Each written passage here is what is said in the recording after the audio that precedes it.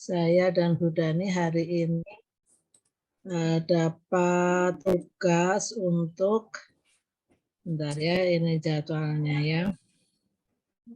Di sini saya dan Bu Dani tentang perencanaan kawasan kota, bangunan dan lingkungan, serta aspek sejarah. Jadi nanti yang pertama tentang ini ya, perencanaan kawasan oleh saya, kemudian problem seeking dan problem solving, solusi dan implementasi nanti Bu Dani. Nah, ini jadi saya bagian awal dulu.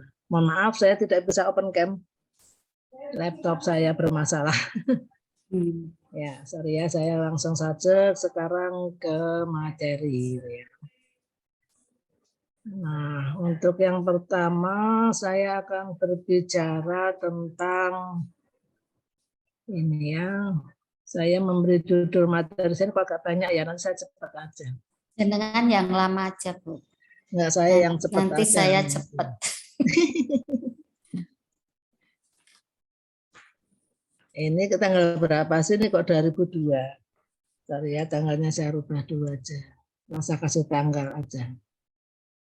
Ya. Ini saya mencoba memberikan judul kegiatan atau apa yang kita bahas sekarang ini sebagai bentuk urban retrofitting, ya. Urban retrofitting kurang T1. Nah, jadi ini jadi retrofitting itu ada yang nulisnya pakai T1, ada yang menulisnya pakai T2. Biasanya kalau tulisan pakai T2 itu adalah bahasa Inggris. Tapi retrofitting itu sendiri juga sudah diadop di dalam beberapa peristilahan di Indonesia untuk sebuah pendekatan penyesuaian pembangunan begitu.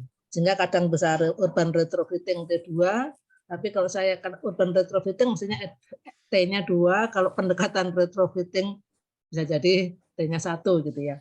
Tapi ya, itu dari sisi bahasa nanti yang lebih berkompeten silahkan disesuaikan. Nah, saya akan lebih fokus ke substansinya ya. Apa itu sebetulnya urban retrofitting? Nah, di sini saya akan berbicara pertama itu apa itu kawasan ya, karena tadi ada perencanaan kawasan gitu ya. Bagaimana jadi apa itu urban retrofitting dan juga bagaimana merencanakan kawasan dengan pendekatan retrofitting. Nah, yang pertama itu ini penting gitu ya, karena pemahaman terhadap konsep dasar ini menjadi aspek mendasar ya, namanya juga konsep dasar. Jadi kalau kita tidak paham terhadap hal itu, maka ini menjadi bisa bermasalah ke depannya gitu ya. Nah, saya akan mencoba apa itu retrofitting. Nah, retrofitting, nah ini kalau di dalam bahasa Indonesia, ya saya mencoba retrofit itu kalau dari bahasa KBBI gitu ya, kamus gitu belum ada. Tetapi istilah retrofitting itu sudah secara formal itu ada tertera dalam Permen PU. Permen PUPR ya, bukan Permen PURPR. Permen PUPR, Peraturan Menteri Pekerjaan Umum dan Perumahan Rakyat, nomor 16 tahun 2001. Lagi-lagi salah ini, bukan 16 2001 nih. Sorry. Jadi ini nomornya 21 tahun 21 ya. 21 tahun 21 itu tentang penilaian kinerja bangunan hijau ya. Dan juga Permen PUPR sebelumnya nomor 27 PRTM 2018 tentang SLF, sertifikat layak fungsi ya. Jadi yang pertama pada saat Permen PUPR tentang SLF atau sertifikat layak fungsi itu sudah muncul istilah retrofitting, dan juga di Permen PU yang baru tentang penilaian kinerja bangunan gedung hijau atau green building itu juga ada istilah retrofitting. Nah, retrofitting itu diartikan sebagai apa? Di sana dikatakan bahwa retrofitting itu diartikan sebagai ubah suai gitu ya. Jadi ubah suai atau pengubah suaian gitu ya. Jadi ini adalah retrofitting. Mengapa ini kemudian saya sampaikan di sini karena kita itu nanti tugas di Stupa 6 itu akan mengubah kawasan kita menyesuaikan. Nah, menyesuaikan apa? Nah, nanti retrofitting itu bisa macam-macam, ya, bisa menyesuaikan terhadap apa itu nanti apa ya namanya, tergantung yang akan kita sesuaikan kepada siapa. Ya, ini secara formal. Jadi istilah retrofitting sudah diadop secara formal di dalam pemerintah Indonesia. Nah, karena tadi saya sampaikan bahwa di Kamus Bahasa Indonesia juga belum ada, kemudian nanti kalau urban retrofitting ada di bawah, nah saya akan mencoba apa itu retrofit. Retrofit adalah penambahan teknologi, nah, jadi ada penambahan teknologi atau fitur baru pada sistem lama. Retrofit dapat dilakukan karena sejumlah alasan. Contohnya pada barang yang memerlukan modal besar, seperti kapal perang, peralatan militer, atau pabrik, perusahaan atau pemerintah melakukan retrofit untuk mengurangi kebutuhan penggantian sistem secara menyeluruh. Retrofit juga bisa disebabkan oleh perubahan peraturan, atau kebutuhan seperti retrofit seismik, misalkan yang dirancang untuk memperkuat bangunan lama agar tahan gempa. Nah, jadi kalau kasusnya itu tempat yang kita huni itu adalah rawan gempa, sering terjadi gempa, maka bangunan kita diretrofit ya dengan retrofit seismik, pendekatan bangunan tahan gempa. Itu misalkan seperti itu. Misalkan kemarin kasus Pelumpang ya, kasus Pelumpang masih ingat ya, Pelumpang ya baru-baru ini ya yang kebakaran Pelumpang yang berapa yang meninggal itu gara-gara depo Pertamina meledak gitu. Itu juga bisa kemudian kalau diretrofit ya. Apa yang disesuaikan gitu. Oh mungkin karena kasusnya itu tidak adanya buffer zone misalkan. Ya retrofitnya adalah menambahkan buffer zone. Nah, bisa jadi beberapa rumah direlokasi, tetapi beberapa rumah lagi mungkin bangunan tahan ledakan atau bangunan tahan api, misalkan seperti itu ya. Ini ekstrimnya seperti itu. Retrofit juga merupakan bagian penting dari mitigasi perubahan iklim dan adaptasi perubahan iklim itu sendiri, karena masyarakat berinvestasi membangun struktur perumahan dan sebagainya sebelum membesarnya perubahan yang disebabkan oleh perubahan iklim. Contohnya retrofit untuk meningkatkan efisiensi energi, efisiensi bangunan atau efisiensi energi gitu ya. Jadi membantu mengurangi dampak negatif dari perubahan iklim dengan mengurangi emisi dampak lingkungan bangunan. Nah, misalkan efisiensi penggunaan bangunannya itu kalau ini Pak Yoyon ini ya yang efisiensi energi gitu, bahwa AC itu mengkonsumsi di kisaran 50%, 55% katanya ini ya. Berdasarkan beberapa kajian 50% konsumsi energi. Nah, kalau bangunan kemudian disesuaikan ya kalau di dalam bahasa Patermal gitu ya, OTTV-nya diturunkan gitu ya. Maksimal 30% gitu ya. WWR-nya juga diturunkan menjadi 35% misalkan. Maka nanti akan konsumsi AC itu bisa jadi tidak sebesar ini dalam konsumsi bangunan. Nah, sehingga kalau konsumsi energinya sedikit, kemudian bahan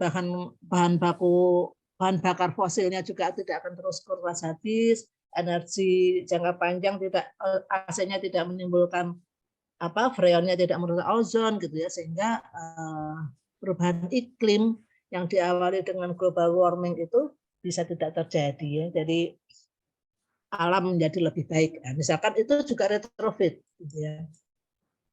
Retrofit juga merupakan bagian dari ekonomi sirkular karena mengurangi jumlah bahan barang baru yang diproduksi sehingga mengurangi dampak lingkungan. Ya, jadi lebih kepada sini ya. Jadi kita lebih kepada bagaimana kita memanfaatkan bahan lama untuk tujuan baru, efisiensi untuk optimasi. Jadi efisiensi yang ada untuk optimasi tujuan yang akan kita capai di masa yang akan datang.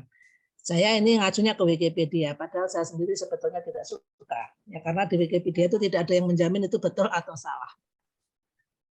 Tapi ya kondisinya masih demikian, jadi karena beberapa hal sehingga saya mengacu di Wikipedia untuk memberikan gambaran tentang apa itu retrofit.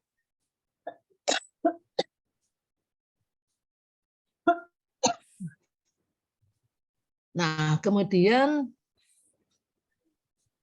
selanjutnya itu retrofitting ya. Retrofitting sebagai model urban tourism. Nah, ini karena kita ke sana gitu ya. Jadi bahwa dalam tugas Stupa 6 ini kan kita mengharapkan menyelaraskan perkembangan kawasan-kawasan kita di sekitar objek-objek strategis itu menjadi sebuah kawasan yang berkembang bersama-sama.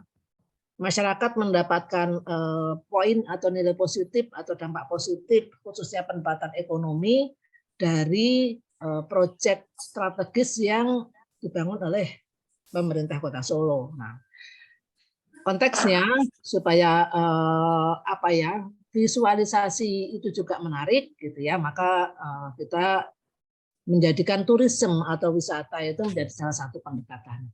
Ini saya mencoba retrofitting sebagai model urban tourism ya. Jadi sebelumnya ini ada beberapa konsep mengembangkan kawasan urban tourism kekinian yang menyuguhkan 6 model. Ini apa namanya? Beberapa hal yang ini yang berdasarkan tulisan siapa yang nanti ada di sesudah ini. Ini ada beberapa 6 model. Saya pikir tidak terbatas pada 6 model ini, tetapi di sini dituliskan 6 model.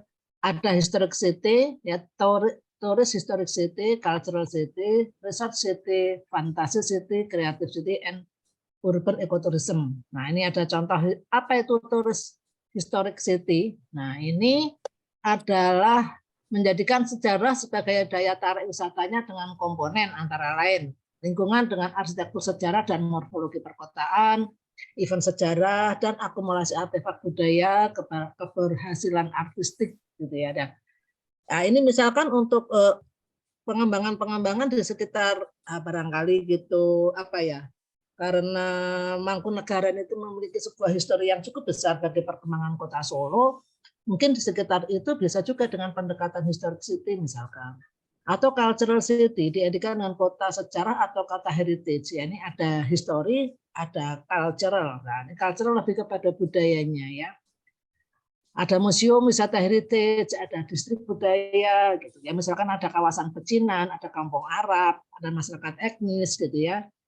Ada wisata sejarah, ziarah misalkan itu termasuk cultural city. Ada fantasi city ya. Konsep kota fantasi muncul ya di sini. Jadi di sana itu juga ada kota ilusi, istilahnya seperti itu ya. Jadi beberapa visualisasi yang kemudian menjadikan sesuatu yang kita itu seperti berfantasi di mana, bahkan di alam-alam yang sekarang mungkin belum ada dalam artian futuristik atau malah ke masa yang sangat lampau dan kita katakan ke sebelum primitif, misalkan seperti itu juga bisa jadi. Ada creative city, new urban tourism gitu ya. Kota kreatif ditetapkan berdasarkan spektrum industri kreatif ya, biasanya di sana ada misalkan di Kota Batik gitu ya, kota kreatif ya, Batik Lawean dan sebagainya. Dan ada satu yang ternyata belum ke kopi yaitu ecotourism ya, urban ecotourism tentunya ini mengedepankan bagaimana lingkungan kota itu menjadi lebih baik. Biasanya kaitannya dengan urban farming gitu ya, itu bagian dari ecotourism. Nah, urban retrofitting juga menjadi sebuah bentuk revitalisasi kawasan wisata. Jadi bisa digunakan ya. Jadi tadi jadi pada waktu kita membuat urban tourism tadi kan kita tidak membuat satu yang baru ya. Artinya permukiman urban itu sudah ada ya, jadi permukimannya sudah ada, bukan terus kemudian kita tanah kosong kita bikin kawasan wisata, kan tidak. Jadi sesuatu yang sudah ada kemudian kita tambahkan, maka itu bagian dari konservasi. Nah, salah satu konservasi itu adalah revitalisasi gitu ya. Nah, revitalisasi kawasan, memvitalkan kembali kawasan.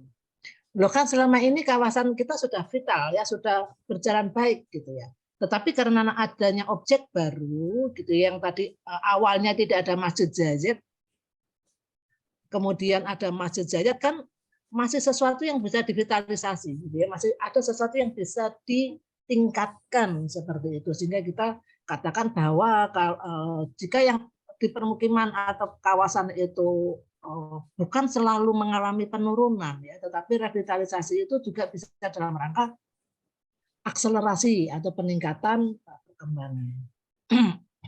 Nah, model revitalisasi tadi juga salah satunya adalah retrofitting, yaitu suatu pendekatan revitalisasi yang berbasis kearifan lokal. Itu juga tidak selalu kearifan lokal. Nah, dalam artian kearifan lokal dalam artian tradisi budaya itu tidak selalu, tetapi dalam konteks apa yang ada, ya. Jadi kearifan lokal itu di situ adalah resource, gitu ya, endowment. Ya, jadi apa yang ada, sumber daya apa yang ada di situ. Ya, jadi yang ada di wilayah itu, yang ada di tempat itu, gitu ya. Jadi yang dimaksud kearifan lokal itu lebih ke sana, gitu ya. Ya, resource endowment-nya apa, gitu. Model ini berupa pengungkapan potensi lokal, apakah itu sejarah, makna, keunikan lokasi, citra tempat, itu juga bisa. Dengan penekanan terhadap penggalian potensi kearifan lokal yang disebut genealogy atau esensi jiwa tempat, ya. Jadi esensi jiwa tempat yang kita sering dengar juga adalah place identity, ya. Jadi ada place lupa. Place identity, nanti Budani akan bisa bercerita banyak tentang hal ini, ya. Ada attainment of place, gitu ya. Segala sesuatu yang terkait biasanya menggunakan istilah-istilah place, gitu ya. Nah, ini adalah kaitannya dengan tadi, ya, kearifan lokal yang terkait dengan citra tempat, gitu ya. Nah, ini tadi saya tuliskan berdasarkan ini, ya. Sehingga melalui pendekatan retrofitting dihadapkan juga dapat dirumuskan satu konsep revitalisasi untuk sebuah kampung atau kawasan menjadi growth center berbasis wisata sebagai bentuk ubah suai atau penyelarasan kawasan yang lebih luas. Nah, ini harapan saya, mengapa saya kemudian mencoba ini istilah baru retrofitting ini kita karena ini bisa digunakan sesuai. Yang awalnya kampung itu begitu saja, rumah-rumah di kampung sekitar Masjid kita ubah menjadi mungkin menjadi resto, mungkin menjadi toko cenderamata, atau mungkin menjadi penginapan mungkin, atau mungkin menjadi menyediakan kamar mandi WC. Nah, tentunya sarana prasarana terutama jalan, listrik, yang komunikasi, gitu ya, air, gitu. Itu jadi perlu ditingkatkan. Visualisasi kotanya juga, kawasan itu juga perlu ditingkatkan, ya. Jadi kita tidak kemudian menuju ke suatu tempat itu yang kita lihat sesuatu yang tidak membuat kawasan itu nyaman.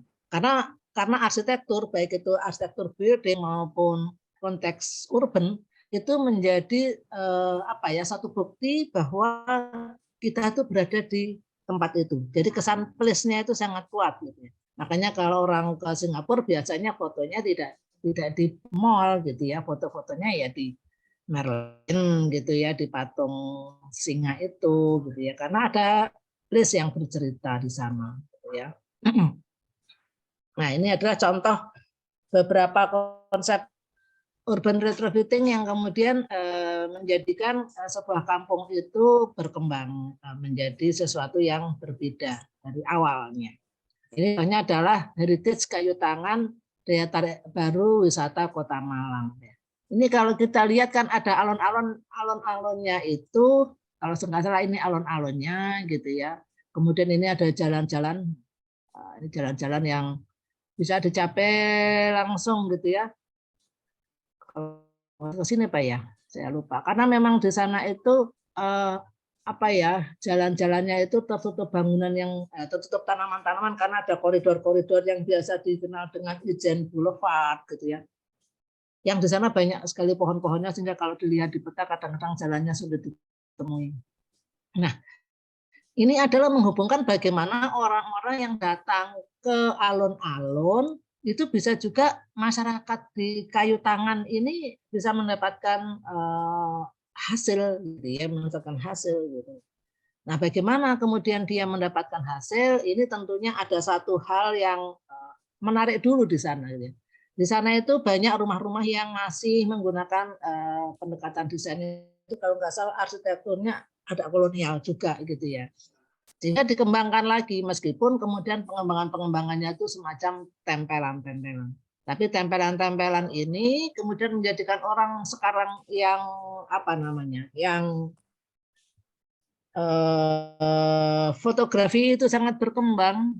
Ini kemudian ini menjadi tempat-tempat foto, tempat selfie, begitu ya.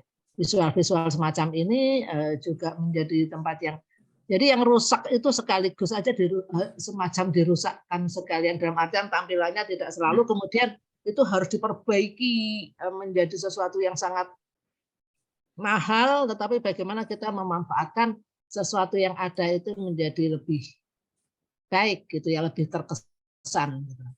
Nah tentunya, nah ini nanti pada waktu kita membuat desain wisata kota atau kampung ya. Mengapa kita katakan kampung ya? Karena kalau desa wisata itu ada di perdesaan ya. Kalau di kota biasanya kita sebut sebagai kampung wisata. Nah perlu ini ada tour map gitu ya. Ada tour map atau kalau dalam istilah kita nanti kita bikin trek wisata itu seperti apa. Nah, di sana itu ada apa saja. Maka di sini ada apa yang bisa dinikmati itu apa saja. Meskipun tour map ini bisa jadi kita berikan kepada wisatawan atau kita simpan.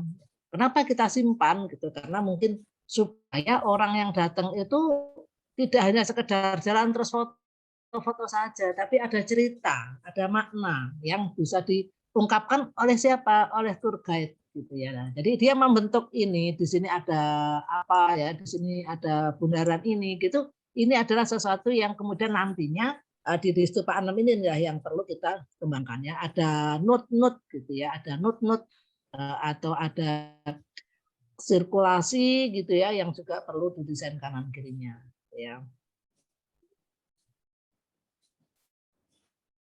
Kemudian selanjutnya ya, kemudian apa itu kawasan? Kalau tadi saya sudah sedikit berbicara apa itu retrofitting gitu ya, sebagai gambaran saja. Nah, sekarang kita apa itu kawasan? Kawasan adalah daerah tertentu yang memiliki ciri tertentu, seperti tempat tinggal, perkotaan, industri, dan sebagainya. Gitu ya. Sedangkan kalau kawasan dalam pengertian Undang-Undang Penataan Ruang, oh ya, sebelumnya kawasan adalah wilayah yang memiliki fungsi lindung atau budidaya. Sebelumnya saya sampaikan dulu ya bahwa istilah penataan ruang, ya, kalau kita berbicara dalam lingkup formal pemerintahan gitu ya, di pemerintahan secara formal gitu ya, yang dimaksud dengan penataan ruang itu selalu konteksnya adalah kawasan. Ya, selalu konteksnya itu adalah kawasan. Baik itu kawasan makro, gitu ya, bahkan satu wilayah kabupaten, satu wilayah provinsi, satu wilayah negara, itu ada tata ruangnya. Ya. Jadi bukan denah, ya. Tapi dalam konteks arsitektur yang lebih mikro, kita mengatakan penataan ruang itu bisa denah. Intinya yang ditata itu adalah ruang, ya. Ruang kalau luas kita biasanya sebut kawasan gitu ya. Ya sehingga kalau kita ngomong tentang undang-undang penataan ruang itu jangan dicari kemudian denahnya, cara gambar denah gimana gitu ya. Tapi ini adalah konteksnya urban atau kawasan gitu ya. Di sini ada. Nah, di dalam undang-undang penataan ruang itu kawasan itu adalah wilayah. Jadi karena wilayah itu bisa sangat luas ya, fungsi utamanya ini utama ya. Jadi tidak semua ada lindung dan budidaya, pada dasarnya seperti itu, dibagi menjadi dua fungsi utama. Nah, ini adalah yang pertama tadi adalah kawasan berdasarkan fungsinya, fungsi lindung. Ya, kawasan lindung adalah wilayah yang ditetapkan dengan fungsi utama melindungi kelestarian. Ya, jadi ini adalah lindung, kelestarian lingkungan, baik itu sumber daya alam maupun sumber daya buatan. Ya, contoh kawasan lindung ya ada hutan lindung, sempadan sungai dan sebagainya. Ya, jadi ini sempadan sungai ini daerah sini kan mestinya ini dilindungi, tidak boleh dibangun. Ya, Jadi kawasan lindung tidak boleh dibudidayakan, ya, kecuali tidak mengganggu fungsi lindung. Nah, jadi untuk kalau kita tidak boleh membudidayakan, tetapi ada kecualinya.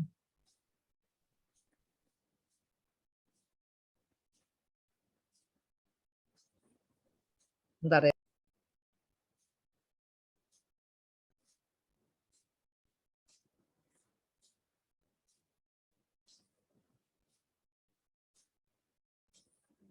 Ya, maaf. Ya, jadi karena di sini ada kata-kata kecuali, maka ada kemungkinan, ya, ada kemungkinan boleh memanfaatkan tempat-tempat. Jadi ini kan sempadan sungai, ya, itu boleh kita memanfaatkan sepanjang tidak mengganggu fungsi lindung, ya, jadi tidak mengganggu. Nah, kata-kata tidak mengganggu tentunya ada kajian yang cukup panjang, ya, dan ini perizinannya cukup panjang gitu ya, tidak bisa langsung diizinkan gitu ya. Tetapi harus melalui kajian. Kecuali tadi ya boleh dibudidaya itu apa ya, nanti bisa ditinjau lebih dalam lagi apa sih kategori budidaya itu gitu ya. Nah, ini adalah kawasan budidaya. Kawasan budidaya adalah wilayah yang ditetapkan dengan fungsi utama untuk dibudidayakan atas dasar kondisi dan potensi sumber daya buatan dan maupun sumber daya manusia. Jadi contohnya tuh perumahan, kawasan industri, kawasan wisata, pertanian, perkotaan dan sebagainya itu kawasan budidaya. Jadi jangan kita itu kadang-kadang kan kalau menyebut budidaya itu selalu budidaya pertanian, ya tidak seperti itu. Jadi pelabuhan, ada kemudian perumahan, ada perkotaan, ada industri, pertanian itu sendiri kita sebut sebagai kawasan budidaya.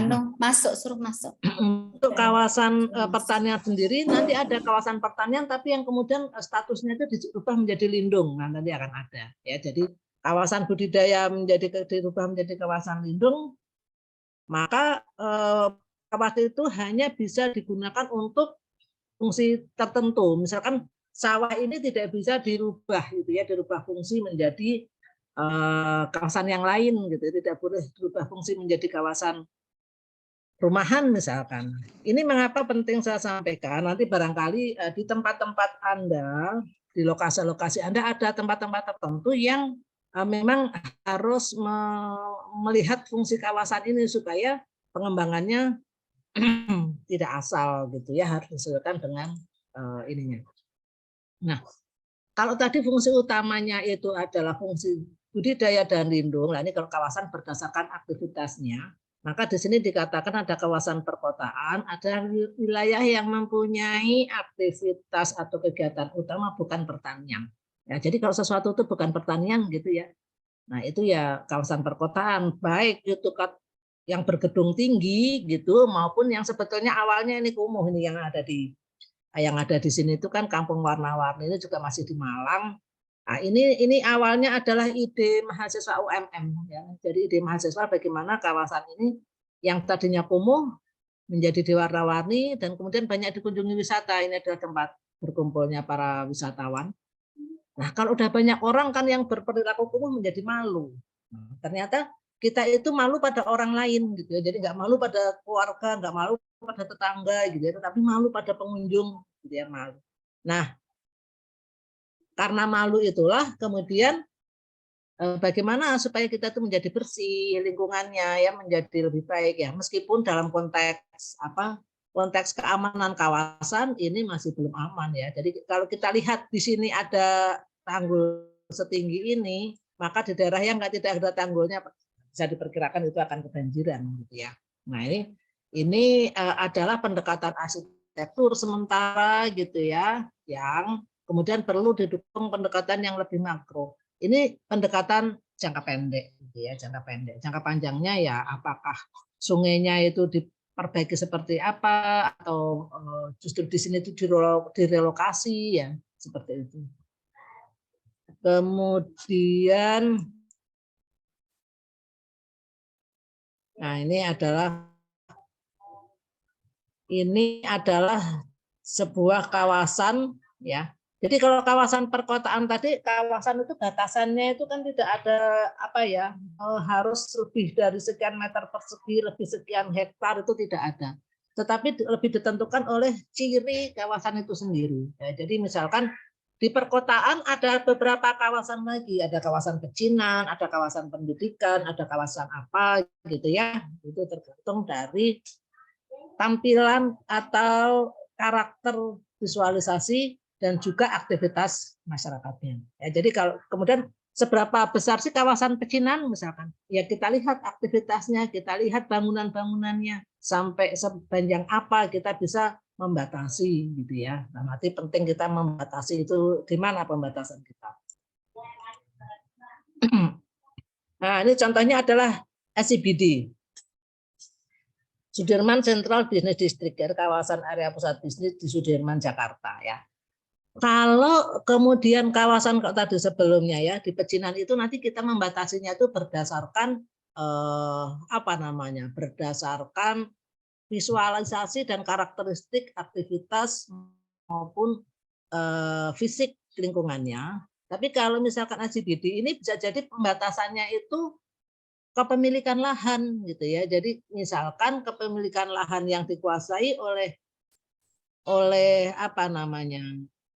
Oleh SCBD ini, misalkan batasnya itu adalah tanah gitu ya. Sampai sini misalkan. Nah, ini maka yang di sini disebut sebagai bukan kawasan SCBD tapi ini sebagai kawasan SCBD-nya. Ini kaitannya dengan hal-hal yang sifatnya administratif gitu ya, karena SCBD ini merupakan satu otorita ya, jadi ceritanya orang kaya gitu yang membeli tanah di Jakarta Pusat itu, kemudian dia bangun menjadi sebuah kompleks gitu ya, jadi kompleks pertokoan, perkantoran gitu, sehingga ini adalah properti ya. Jadi yang dia jual adalah lantai-lantai yang ada di sini ya, berapa meter persegi lantai. Nah, ini adalah bisnis lahan di perkotaan. Itu bisa jadi kawasan ini ya batasnya adalah lahan yang dimiliki gitu ya. Jadi ini loh yang dimaksud dengan SCBD misalkan begitu ya. Jadi tadi bisa pembatasannya itu bisa administratif. Administratif itu bisa batas RT, batas RW ya. Atau batas kepemilikan lahan gitu ya. Dan juga bisa juga batas fisik. Ada jalan, ada jembatan, mungkin batasnya di jembatan ini gitu. Batasnya adalah sungai ini gitu.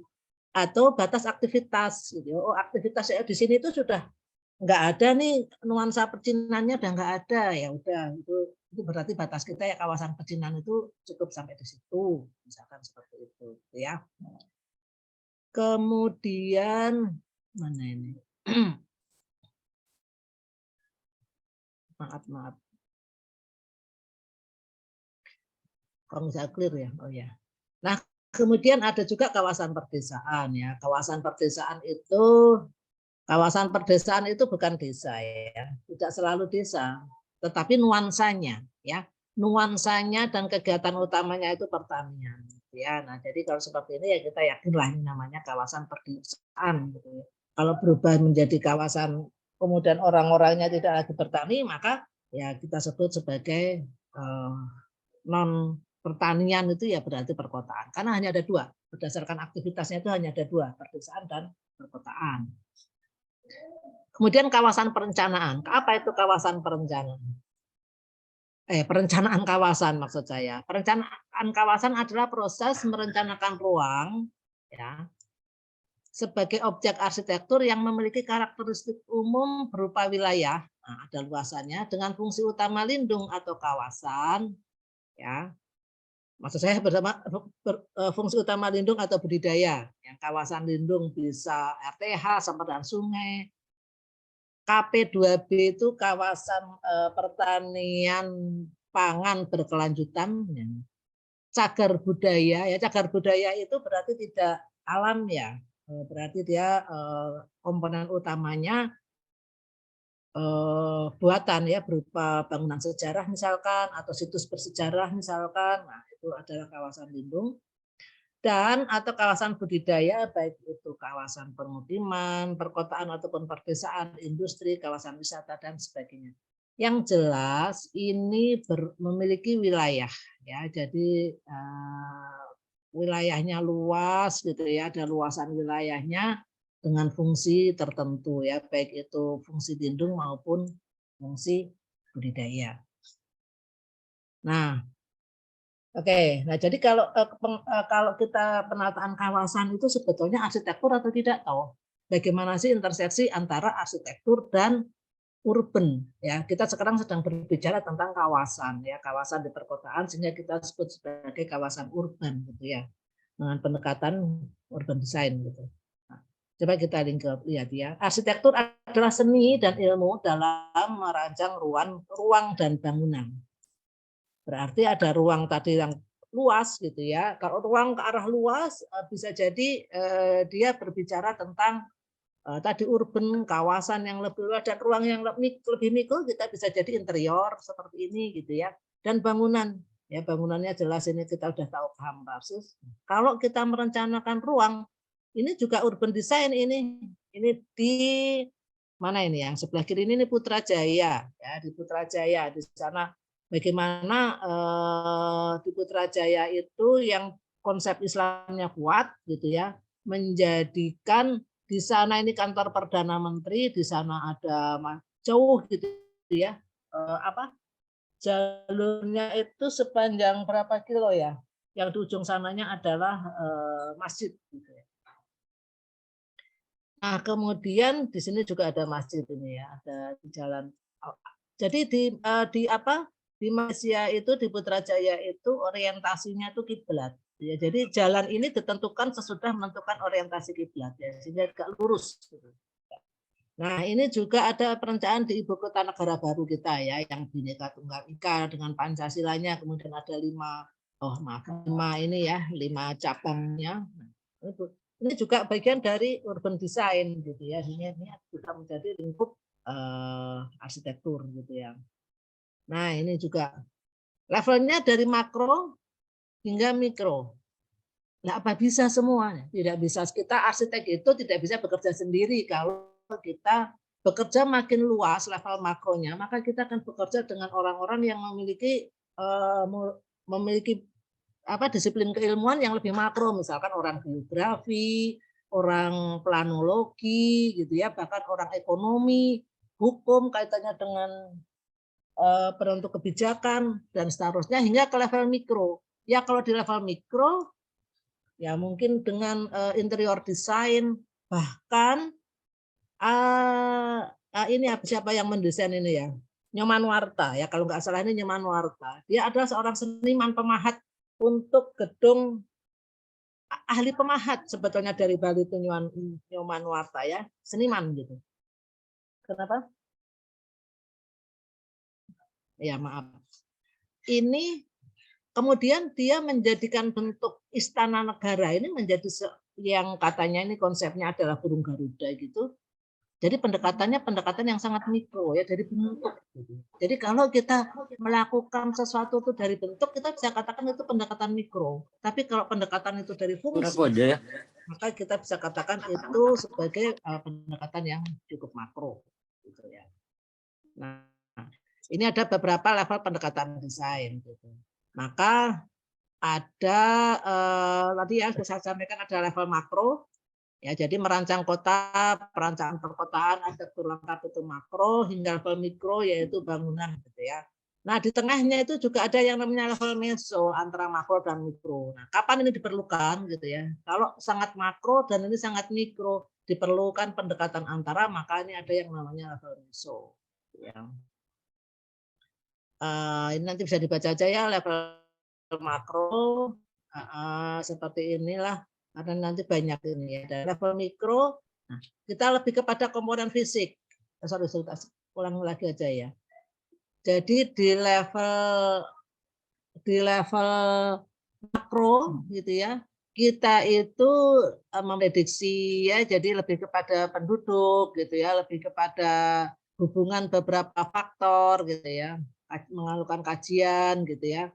Faktor-faktor dominan itu apa saja kita determinasi gitu ya. Kemudian kita melakukan tindakan terstruktur ya untuk mencapai tujuan. Yang namanya terstruktur itu tidak parsial ya, jangkanya lebih panjang dan faktor yang dipertimbangkan lebih luas. Tapi kalau dalam konteks level mikro, maka biasanya lebih kepada aspek fisik gitu ya.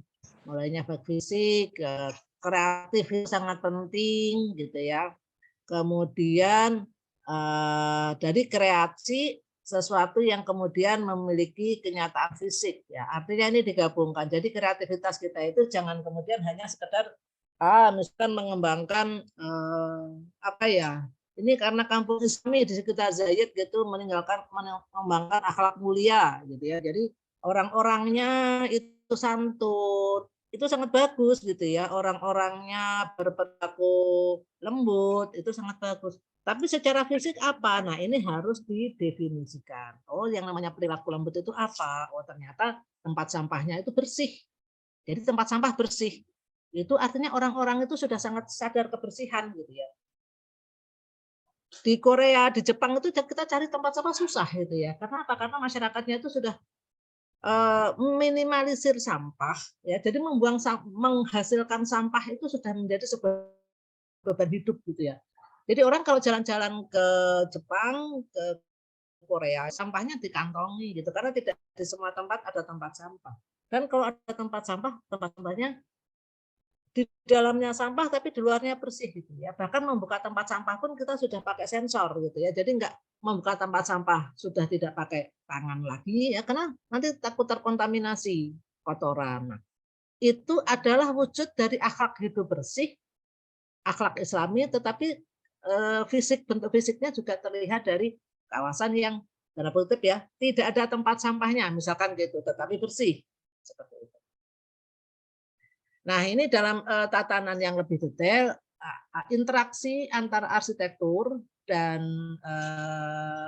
apa planologi gitu ya, karena kita tadi menata ruang itu lebih wilayahnya planning gitu ya. Biasanya kemudian perencana kota itu kita sebut sebagai planologi.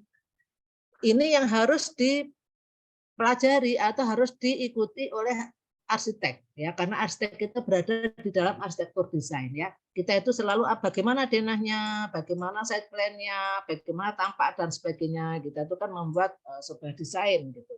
Nah pada waktu kita mendesain sebuah kawasan maka kita tidak bisa serta merta suka-suka arsitek gitu ya. Nah, kita lihat produk yang lebih makro atau lebih atasnya yaitu disebut sebagai RTBL, rencana tata bangunan dan lingkungan ya jadi ini rencana tata bangunan dan lingkungan.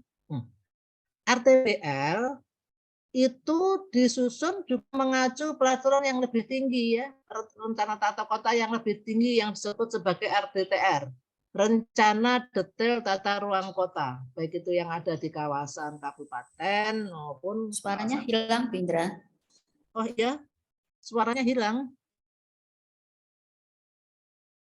Halo, apakah suara saya terdengar? Terdengar, Bu. Dengar jelas, Bu. Putus-putus. Jelas apa Oh, putus-putus mati. ya? Halo, Terdengar jelas, Bu. Jelas. Oke, mungkin Bu Dani barangkali yang agak sinyalnya mungkin ya. Saya lanjutkan ya. Jadi pada waktu kita mau mendesain tadi pertama kita RTPL-nya seperti apa? Ya, jadi kita lihat kalau di sekitar kawasan misalkan di Gilingan ya, itu rencananya seperti apa toh? Kalau misalkan kita yang jelas aja ya, misalkan di Jalan Jenderal Sudirman di antara apa itu patungnya Slamet Riyadi yang nembak gitu ya ke arah Pasar Gede. Itu kan di situ sudah ada RTPL dan kemudian desain kawasannya arsitektur kolonial misalkan seperti itu. Tiba-tiba kita nanti membangun sesuatu yang berbeda gitu yang misalkan kita pakai arsitektur Jepang di situ gitu. Itu kan nggak pas maka ya itu melanggar RTBL gitu. Nah, itu kalau kita mau memaksakan ya namanya juga memaksakan gitu ya. Itu kita mesti melakukan kajian-kajian yang kemudian para TABG, tenaga ahli bangunan gedung yang sudah menjadi mitra dari pemerintah kota itu menyetujui gitu ya. Nanti ada proses pada waktu dulu namanya IMP ya. Jadi ini ada proses IMP itu ya. Ini yang saya munculkan ini masih Permen PU nomor 10 tahun 2015 ini masih ada proses IMB. Tapi yang sekarang ya yang nomor 16 tahun 2021 itu istilahnya tidak lagi IMB tapi PBG, Persetujuan Bangunan Gedung. Ini dampak dari Undang-Undang Cipta Kerja tahun 2020 ya. Semuanya adanya Undang-Undang Cipta Kerja itu sebetulnya semua peraturan berubah ya. Istilah berubah dari IMB menjadi PBG itu juga merubah banyak hal ya. Yang jelas dalam konteks ini pada waktu membangun kita harus tahu rencana yang lebih makro. Di atasnya kalau tidak ada RTP, Bu di tempat saya di Gilingan belum ada RTPL sih. Ya udah lihat aja di RDTR-nya. Gilingan itu termasuk wilayah RDTR mana? Kawasan apa? Di Solo itu biasanya istilahnya BWP. Bagian wilayah perkotaan mana misalkan. Belum ada juga RDTR-nya. Saya sudah tanya ke Pemda nggak ada, Brose nggak ada gitu ya. Yang kita lihat adalah RT/RW-nya ya. Kita lihat RT/RW kota. Seluruh Indonesia semua kabupaten kota sudah punya RT/RW. Jadi tidak ada alasan kita membangun tanpa acuan. Minimal RT/RW gitu ya. Jadi supaya apa? Supaya kita itu dalam membangun sinkron gitu ya antara mereka urban planning punya tujuan-tujuan ya. Urban design itu menselaraskan antara arsitektur dan urban planning. Urban planning punya tujuannya itu lebih kepada lingkungan, lebih kepada ekonomi. Ya, jadi kalau urban planning itu lebih bagaimana meningkatkan pendapatan masyarakat, bagaimana menghemat pendapatan negara, bagaimana jalan tol, bagaimana. Nah, ini urban planning gitu ya. Tapi kalau dalam urban design itu lebih agak ke fisik, tetapi juga kawasannya masih luas dan kalau arsitektur itu lebih ke building. Nah, kita Stupa 6 ini sekarang kita seolah-olah kita menjadi arsitek yang ini apa kita bekerja bersama-sama dengan tim urban designer gitu ya, urban designer. Di sana ada planning, ada arsitekturnya gitu ya. Ada planologi, ada arsiteknya. Nah, kita dalam membuat sebuah perencanaan dan perancangan, ya perencanaan itu planning, perancangan itu perancangan itu desain, maka harus terjadi hubungan yang terpadu gitu ya. Terpadu itu apa? Ya kita tadi melihat perencanaan itu apa menjadi sesuatu yang apa ya teraktif gitu ya, integrasi gitu jadi satu gitu. Karena di sana di kampung wisata nantinya ini merupakan tempat permukiman ya. Fungsi utamanya aku kan permukiman hanya kampung gitu ya. Karenanya proses desain harus dilakukan secara terpadu ya, integrasi gitu ya, perencanaan dan perancangan sehingga aktivitas wisata itu tidak berdampak negatif ya. Jadi tidak berdampak negatif bagi permukiman ya. Yang kedua itu sini dibikin biar pengunjung maka dibikinlah apa namanya bugem-bugem gitu ya. Ini wisata malam gitu ya. Ini kan permukimannya kacau ya. Artinya di permukiman itu ada kaidah-kaidah yang tidak boleh diganggu. Ya, jadi ada yang harus nyaman, edukasi bagi anak-anak. Di sana ada anak-anak, ada manula, ada apa ya? Ada hal-hal yang orang itu harus kerasan gitu ya. Jangan sampai orang itu tidak kerasan di permukiman sendiri, nggak kerasan di kampungnya sendiri. Permukiman itu tempat mukim, tempat kembali ya. Orang itu kalau perjalanan itu pulang, mengatakan pulang itu ya ke rumahnya, ke kampungnya gitu ya. Sehingga ini jangan sampai aktivitas yang kita lakukan kemudian merusak pemukiman itu sendiri. Saya masih berapa menit ini udah habis ya, ternyata udah jam 10. Ya, sebentar Bu Dani minta Lanjut 10 menit. aja enggak apa-apa. Ya, lanjut aja. dulu saja. Lanjut dulu saja nggih, ngapunten Bu Ya, Dani. enggak apa-apa. Saya nanti sedikit kok. Nah, kemudian di dalam level makro maupun mikro itu pendekatannya. Nah, ini ada kampung wisata ya, pendekatannya ada 3 level, ada level makro, ada level mikro. Nah, jadi dari TOR yang sudah wah susah ternyata malah ini jadi panjang. Sudah ada di TOR itu, mahasiswa wajib membuat satu kajian level makro. Ya, ada data, ada analisis, ada konsep master plan-nya ya, ada konsep master plan, menghasilkan master plan. Nah, master plan ini yang pertama kan nanti pertanyaan data itu apa saja, analisanya itu bagaimana gitu ya. Master plan ini kemudian kita jadikan data untuk level MISO. Kita analisis, kemudian ada sintesis konsep tata kawasan dan menjadi kawasan yang diprioritaskan. Nah, pendekatannya RTPL tadi, rencana tata bangunan dan lingkungan. Nah, dari yang kawasan prioritas tadi kemudian kita pilih gitu ya. Jadi yang kemudian di level mikro itu adalah site building building plot atau site terpilih gitu ya. Nah, di sini kita juga ada kemudian konsep desain arsitekturnya. Ya, jadi ini ada 3 hal yang dihasilkan dalam bentuk fisiknya gitu ya, ada master plan, ada desain kawasan prioritas dan juga ada desain arsitekturnya. Kemudian masing-masing level itu seperti apa sih? Pada waktu kita membuat sebuah pendekatan desain itu sebetulnya ada satu kata kunci atau rumus baku, gitu ya, apapun itu ya. Itu tuh kita harus menelaah TOR ya, atau identifikasi proyek gitu ya, atau statement proyeknya apa saja gitu. Memang identifikasi proyek menghasilkan sebuah statement ya. Artinya ini saya mau mendesain apa, di mana, luasnya berapa, pendekatannya apa, misalkan seperti itu. Nah, dari situ kita berusaha mengumpulkan data. Dan data itu apa? Data itu selalu sifatnya non-fisik dan fisik. Non-fisik itu ada kependudukan, ada sejarah, ada budaya, ekonomi itu non-fisik. Fisik itu selalu fisik alam dan fisik buatan. Fisik alam ada sungai, ya, ada buatan, ada jalan, ada bangunan dan sebagainya. Ada analisis non-fisik, gitu ya. Aktivitasnya seperti apa? Analisa fisik, kita ketemukan ini analisa non fisiknya itu ada aktivitas-aktivitas gitu ya, ada aktivitas-aktivitas gitu memerlukan ruang, kita gabungkan di sini fisik kan tadi ada ketersediaan lahan dan sebagainya, ruang seperti apa digabungkan, nah maka menjadi desain fisik. Hampir selalu seperti ini perjalanannya. Setelah aktor cari data, datanya itu berupa fisik maupun non fisik, dianalisis, analisis fisik dan analisis non fisik digabungkan. Ya, jadi kalau analisis itu memecah, sintesis itu menggabungkan menjadi sebuah konsep desain gitu, dan kemudian menjadi desain fisik.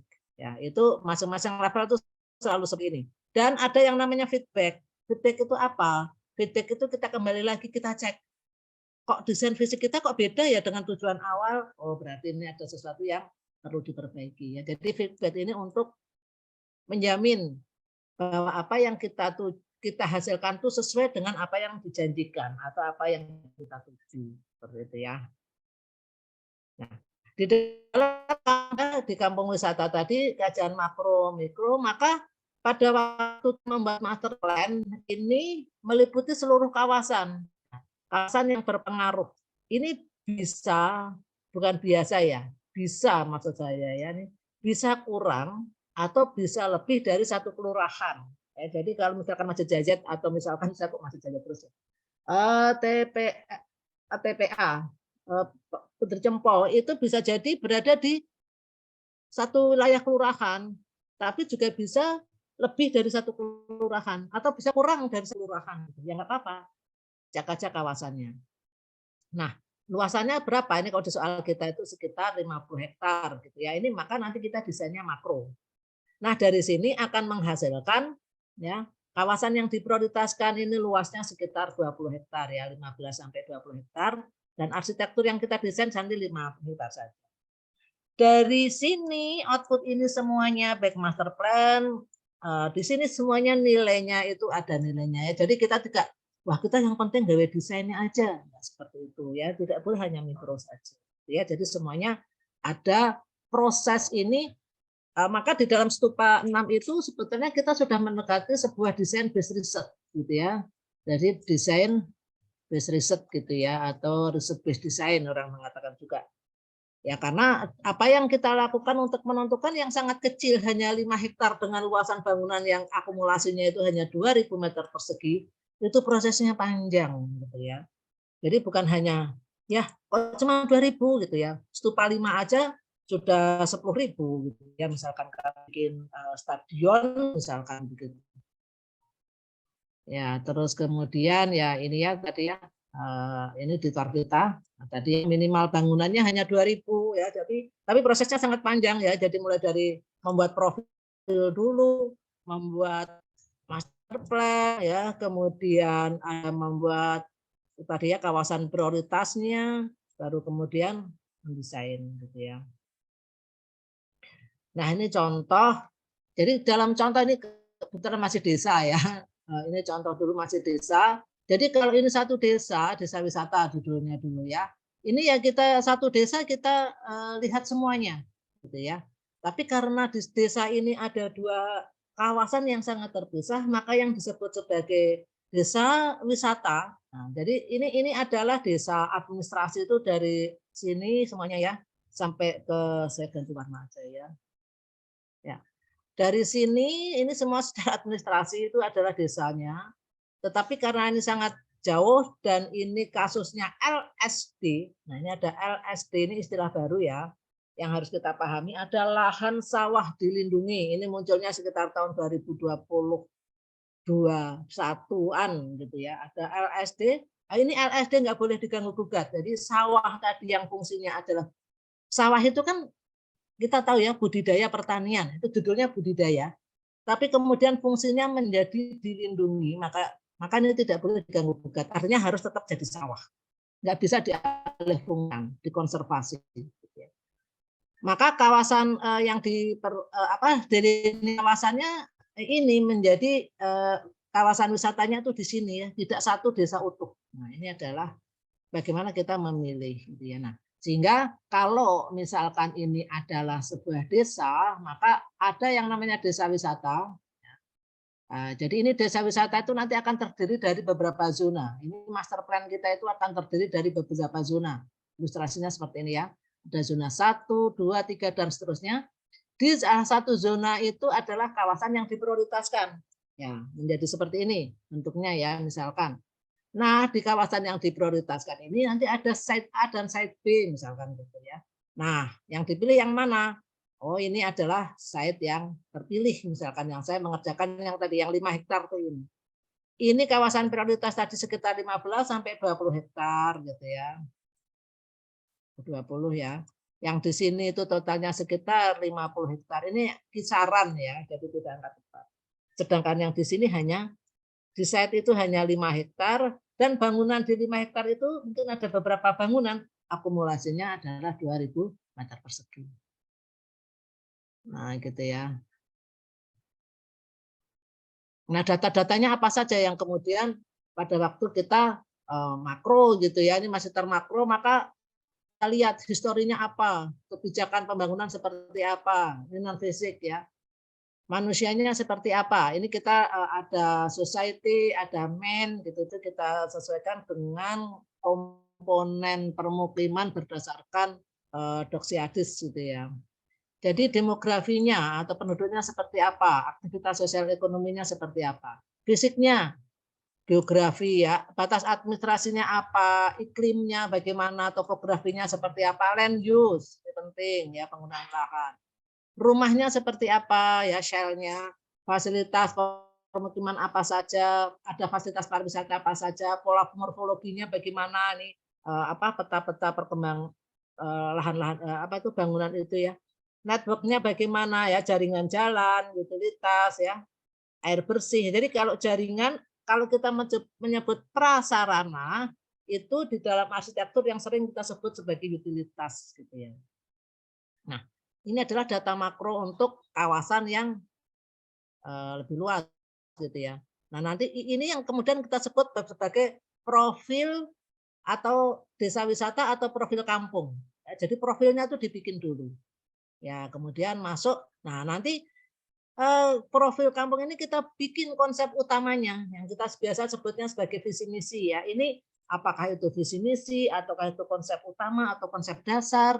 Itu apa? Monggo saja istilahnya atau mungkin kata-kata yang lebih bagus gitu ya, yang lebih kekinian silahkan. Kemudian di sini ada rencana pengembangan atraksi ya, namanya wisata itu apa sih desa wisata sebetulnya mestinya ada dulu ya. Atraksi dalam wisata itu ada yang ngomong 3A, ada yang ngomong 4A, 5A gitu ya. Ini bagian dari sesuatu itu dikatakan menarik bagi wisatawan jika ada atraksi yang menarik, akomodasi yang menarik, ada aksesibilitas yang bagus. Nah, kalau 4 kemudian ada amenitas gitu ya. Ada ancillary atau kelembagaan yang bagus juga ya. Jadi ada 3A, 4A gitu-gitu yang biasanya kita sebut. Nah, ini atraksinya harus banyak gitu ya. Jadi kalau sebuah kawasan itu pengen dikunjungi ya ada beberapa tempat yang dikunjungi. Misalkan kita menemukan ada 30 atraksi gitu ya.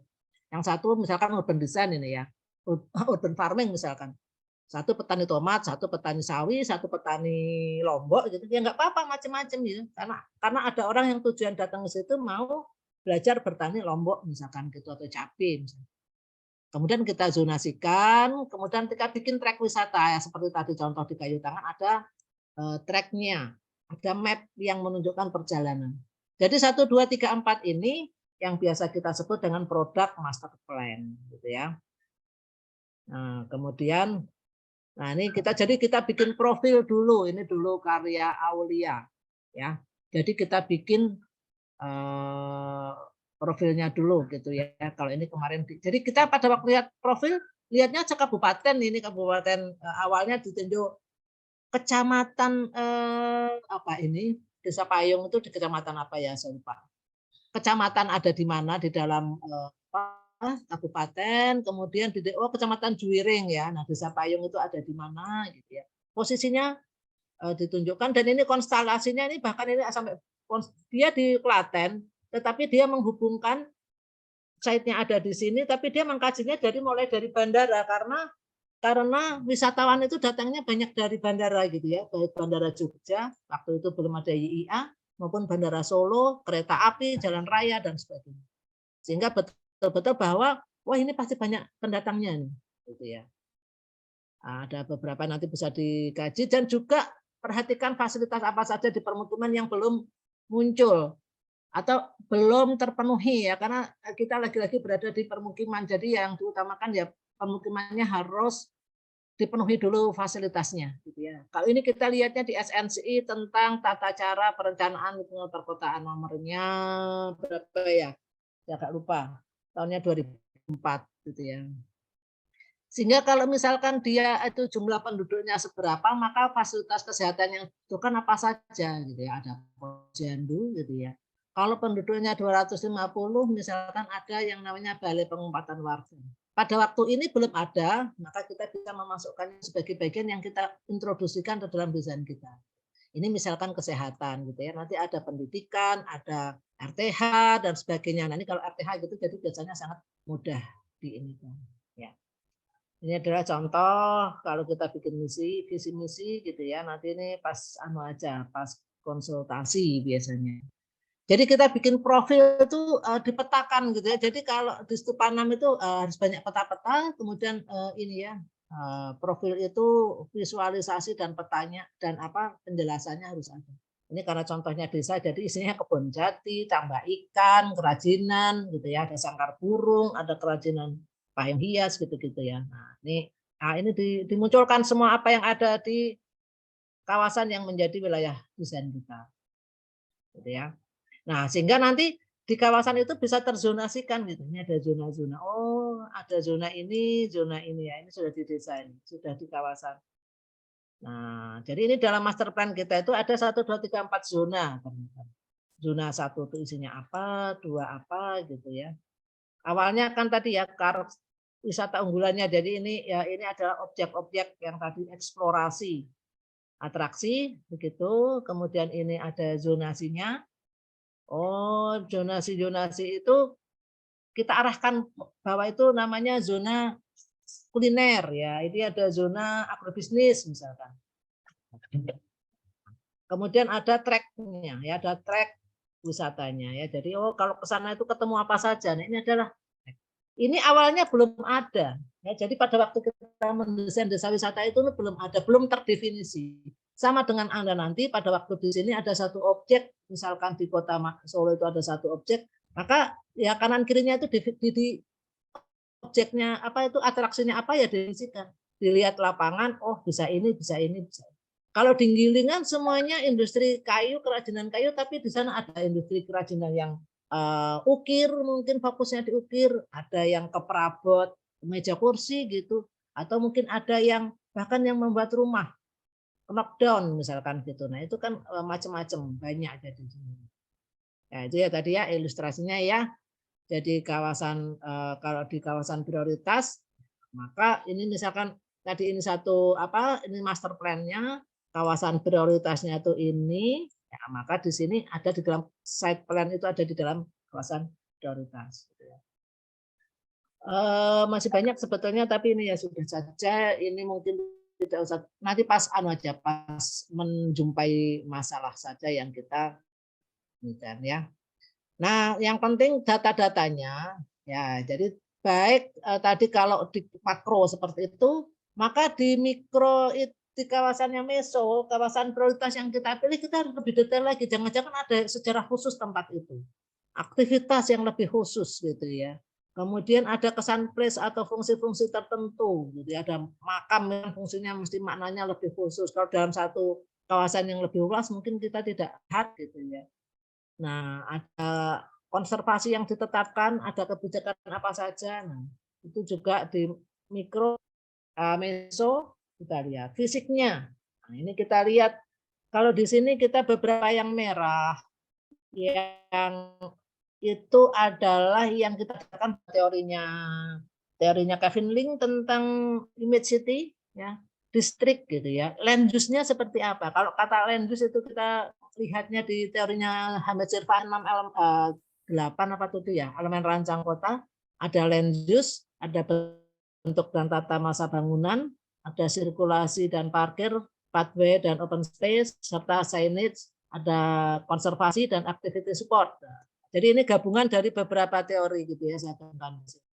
Tetapi kalau yang merah ini istilahnya Kevin Link, bahwa kota itu selalu ada yang tercitra di orang itu karena distriknya yang khas, kawasannya yang khas, adanya landmark atau tugu atau tetenger, adanya edge atau batas, adanya pad atau jalur pejalan sirkulasi ya, jalur sirkulasi khususnya untuk pejalan kaki, dan ada nodes atau nodes itu pertemuan simpul gitu ya, biasanya berupa open space atau open space. Ini menjadikan kota itu cerdas. Nah, ini juga harus didata ya. Nah, nanti menghasilkan figuran atau pola tata masanya, ada potongan jalan ini minimal ya, dan ada 3D kawasan. Ini produknya gitu ya. Itu, nah ini tadi yang saya sampaikan beberapa teorinya, elemen rancang kota ini saya lewati aja nanti baca sendiri gitu ya. Nah ini contoh-contoh. Nah, ini adalah contoh awalnya itu kan hanya ada gereja, ya. Jadi awalnya itu hanya ada gereja, ya. Terus bagaimana lingkungan sekitarnya ini bisa berinteraksi itu sesudah kemudian di depan gereja itu dibangun yang awalnya kan sebentar ya. Awalnya ini gereja yang kanan kirinya itu tidak teratur, gitu ya. Kan kalau kita lihat itu kanan kirinya adalah bangunannya seperti ini. Nah, gitu ya. Ya, ini kan gereja kemudian kawasan padat gitu ya dari di sini. Kok bisa garis-garis ke sana ya. Tidak teratur gitu. Kemudian oleh Michelangelo, dia seorang seniman gitu ya. Jadi kota itu dibikin oleh seorang seniman. Nah, dibikinlah tapal kuda barrier seperti ini gitu ya. Nah, sehingga kayak membentuk sebuah urban space yang sangat bagus luar biasa dan menjadikan ini bisa yang untuk untuk misa-misa gereja atau penatalan dan sebagainya yang ada di Roma gitu ya. Saint Peter maksud saya, jadi ini Saint Peter. Ya, seperti ini tadi yang saya sampaikan juga di Putrajaya gitu. Yang awalnya kalau di Putrajaya itu memang pulau-pulau kosong gitu ya, maka dibangun ya. Dia membuat konsep tadi yang saya sampaikan, dia membuat konsep ini ya kebetul. Mengapa dia tidak menyilangnya tidak begini gitu ya? Karena dia tuh mau mencari tempat-tempat yang tegak lurus dengan kiblat, gitu ya. Ya, jadi ini adalah tempat-tempat di mana ada masjid, gitu ya, ada masjid itu besar di sini, gitu ya. Dan ini tegak lurus dengan kiblat, maka dia jalannya juga di seperti ini bentuknya, gitu. Nah, ini adalah sebuah konsep-konsep figure ground, gitu ya. Ya, kemudian ada linkage itu hubungan ya antara tempat-tempat satu dengan yang lain ya. Bagaimana kita itu kalau ini adalah objek vital kita atau objek strategis kita, kemudian kita posisinya di sini. Oh, kita masuknya itu di sini nih, dari sini baru kemudian ke sana. Misalkan dari sini ke sini ya. Karena apa? Karena untuk masuk ke sana misalkan tidak bisa. Ini adalah linkage kita. Kita buat linkage. Nah, teorinya banyak. Mungkin di teori morfologi kota sudah ada ya. Kemudian ada teori satu lagi, jadi di dalam urban design itu ada teori yang dikenal itu yang dikembangkan oleh siapa? Kok jadi lupa? Itu ada teori background, linkage, dan place ya atau lokasi. Sebetulnya bukan lokasi ya, teori tempat ya atau place teori. Bahwa satu tempat itu kalau space itu hanya bicara tentang void gitu ya. Kalau tadi figur ground itu solid void gitu ya. Kalau place itu adalah adanya makna, ya, ada muatan lokalnya. Jadi semacam ini. Bahkan untuk membuat place itu tidak harus konteksnya setara atau sama dengan lingkungan sekitarnya, bahkan dia menjadi arsitektur yang berbeda sama sekali juga nggak apa-apa. Ini adalah istana Louvre di Paris gitu ya. Nah, wah ini banyak ya. Ini teorinya baca sendiri aja ya. Ini sudah banyak di urban design. Nah, ini untuk drenase kawasan tadi ya. Ya, drenase kawasan itu bisa secara administrasi, Anda bisa membaginya berdasarkan RT RW atau non administratif, ditentukan secara tradisional atau kultural, desa adat, kampung dan sebagainya, atau yang memiliki kesatuan karakter ya. Jadi membatasinya batasnya mana ya. Jadi yang mengusulkan batas itu sesudah mahasiswa survei lapangan. Kemarin sudah kan. Nah, ini adalah sebuah contoh bagaimana sebuah kawasan yang awalnya juga tidak ada sesuatu yang pola yang khas gitu ya, tapi kemudian dia figur ground-nya, ya ide figurnya karena dia tuh basisnya menjadi apa ini konsepnya dulu community garden, maka figur ground yang tadinya rumah-rumah di kampung itu batasnya hanya tidak teratur ya karena namanya juga di kampung gitu. Kemudian dia bikin pola-pola semacam ini, ya, bikin pola-pola di mana pola-pola itu ya tidak merusak tatanan kepemilikan lahannya ya karena ini adalah di area-area yang sifatnya kebun, tanah-tanah kebun. Bahkan ini mengapa ini penting kan nggak kelihatan. Nah, sekarang itu kalau orang mau datang ke sebuah kawasan lihatnya dari Google Earth dulu gitu ya. Jadi bagus di sana gitu ya. Pada teori ini teori tentang figur ground waktu itu transit belum ada belum ada teknologi Google Earth, belum ada drone mungkin seperti itu ya. Ya, jadi ini maka akan menjadi sebuah kawasan yang memiliki figur ground yang cukup bagus gitu ya. Jadi ini ini merah-merah itu sebetulnya jenis-jenis tanaman gitu ya. Jadi dia dari rumah satu dengan rumah yang lain itu diusahakan ada sebuah interkoneksi jalan gitu yang polanya tidak selalu melalui jalan awalnya kan hanya jalan ini ya. Nah, sementara di kampung tuh rumah tuh tumpang tindih gitu ya. Artinya tidak teratur maksudnya seperti itu. Ya, ini contoh-contoh aja. Jadi dalam visualisasi desainnya nanti akan semacam ini ya gambar-gambarnya ya. Nah, ini urban design gitu. Kalau ini ada objek yang kita vital, objek vital yang dianggap, maka mana sih yang menjadi bagian yang kita desain gitu. Nah, lingkungan sekitarnya gambarnya mungkin agak diblurkan seperti itu ya. Nah, ini nanti bisa di ini ya selalu fokusnya pada kawasan-kawasan yang luas gitu ya. Nanti dibaca sendiri. Ya, jadi gambar-gambar 3 dimensi kota itu juga penting gitu ya untuk menunjukkan ya kalau kita itu yang kita jadikan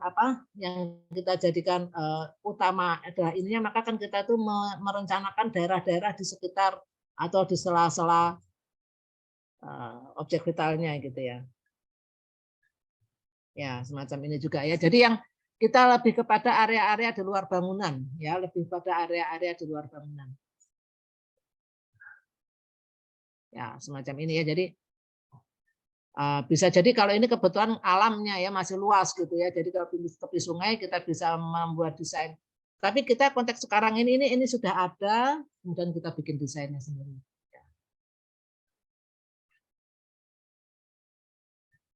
Kita bisa pakai konsep infill ya, dimasukkan gitu ya. Nah, apa ini infill nanti baca sendiri. Ya.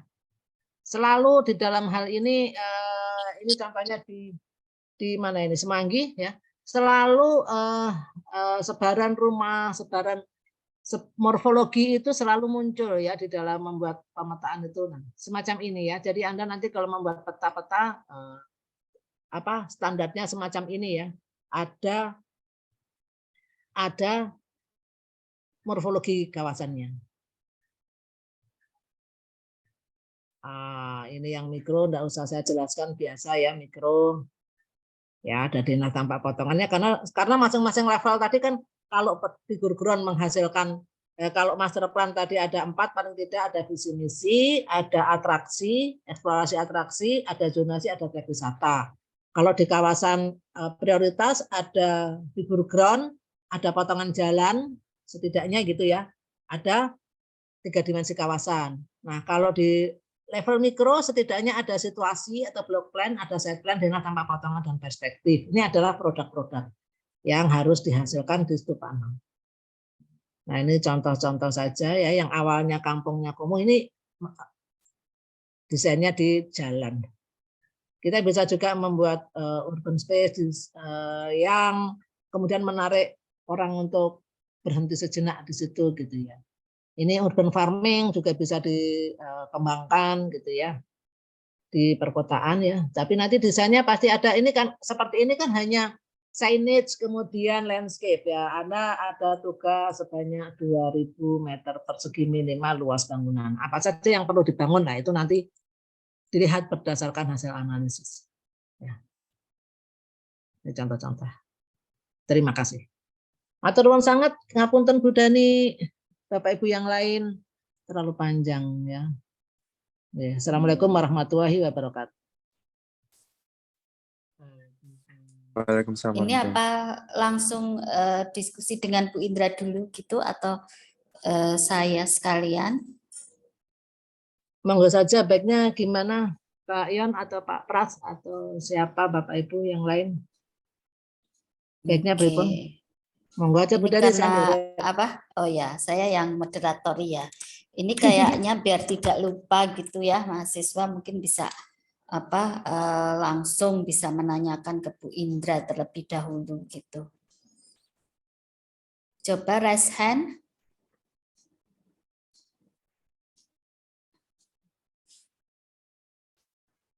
Ube dibantu ya cari teman-temanmu yang raise hand lah. Ini ada Anggas Tri Prastyo, Ube Ya, Dila. Ya, oke. Baik, terima kasih. Boleh. Silahkan Mas Anggas. Silahkan Mas Anggas dulu. Baik Bu, terima kasih atas waktunya. Izin bertanya mengenai materi yang awal disampaikan Bu Indra tadi mengenai retrofit ya Bu.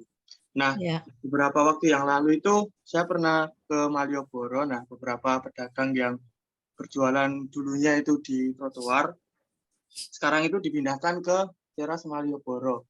Nah, apakah hal ini itu juga termasuk retrofitting juga, Bu? Karena kan ada sistem baru yang dipindahkan, yaitu dari perpindahan pedagang dari trotoar tadi ke teras Malioboro. Nah, ada yang dipindahkan, ada yang di-replace gitu, Bu. Nah, saya menanyakan ini itu karena tadi kan retrofitting itu erat kaitannya sama teknologi baru atau fitur baru ya, Bu. Nah, ini kan yang diganti itu bukan teknologinya, tapi sistem pola aktivitasnya yang dipindahkan. Seperti itu, Bu. Ya. Oke, saya mencoba ya. Jadi kalau kita melihat memang ada relokasi ya, ada replace gitu. Pedagang-pedagang yang awalnya di trotoar kemudian dialihkan satu tempat yang memiliki fungsi khusus sebagai klaster, sebagai kantong gitu ya, kantong untuk pedagang. Pertanyaannya apakah ini retrofit atau replace gitu ya. Jadi pada waktu kita melihat retrofit dalam aspek yang lebih kecil, misalkan tentang teknologi HP misalkan gitu ya, maka retrofit itu penyesuaian ya hal-hal yang sangat mikro. Mungkin bisa jadi yang diganti nggak ada ya sekarang ya. Zaman dulu kita ganti-ganti komponen gitu ya. Sekarang tinggal beli HP baru ya. Misalkan tadi ya bangunan, retrofit bangunan. Bangunan yang awalnya tidak tahan gempa, kemudian kita mau retrofit menjadi tahan gempa.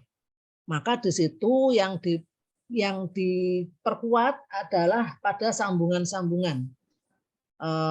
Kolom balok misalkan seperti itu ya. Di situ ada ditambahkan beberapa, mungkin ada tambahan-tambahan struktur baja misalkan seperti itu. Artinya pada waktu retrofit di aspek yang mikro bangunan itu menambahkan menambahkan teknologi yang tadi disampaikan Angga. Nah, sekarang kalau dalam konteks yang lebih luas, itu retrofit itu ya bisa dengan menambahkan tadi ya, menambahkan yang tadi kampungnya tidak tertata, ditambah infill, misalkan ada sesuatu yang supaya itu menarik ya. Jadi misalkan sebuah kampung yang awalnya tidak tertata, tidak punya tema, saya tambahkan di situ sebuah bangunan karena saya maunya menjadi urban farming misalkan. Ada sebuah bangunan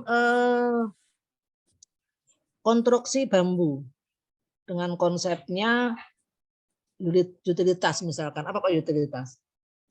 Apa tuh namanya? Yang semacam pipa-pipa itu apa? Gue lupa saya. Jadi intinya ada bangunan apa Bu Dani? Aku ya lupa. Intinya ada bangunan bambu yang kita instalasi kayaknya. Instalasi. Ya betul-betul ya Wak Gusti, instalasi. Makasih Bu Dani. Jadi ada desain instalasi yang kita menggunakan material bambu yang awalnya tidak ada. Ya.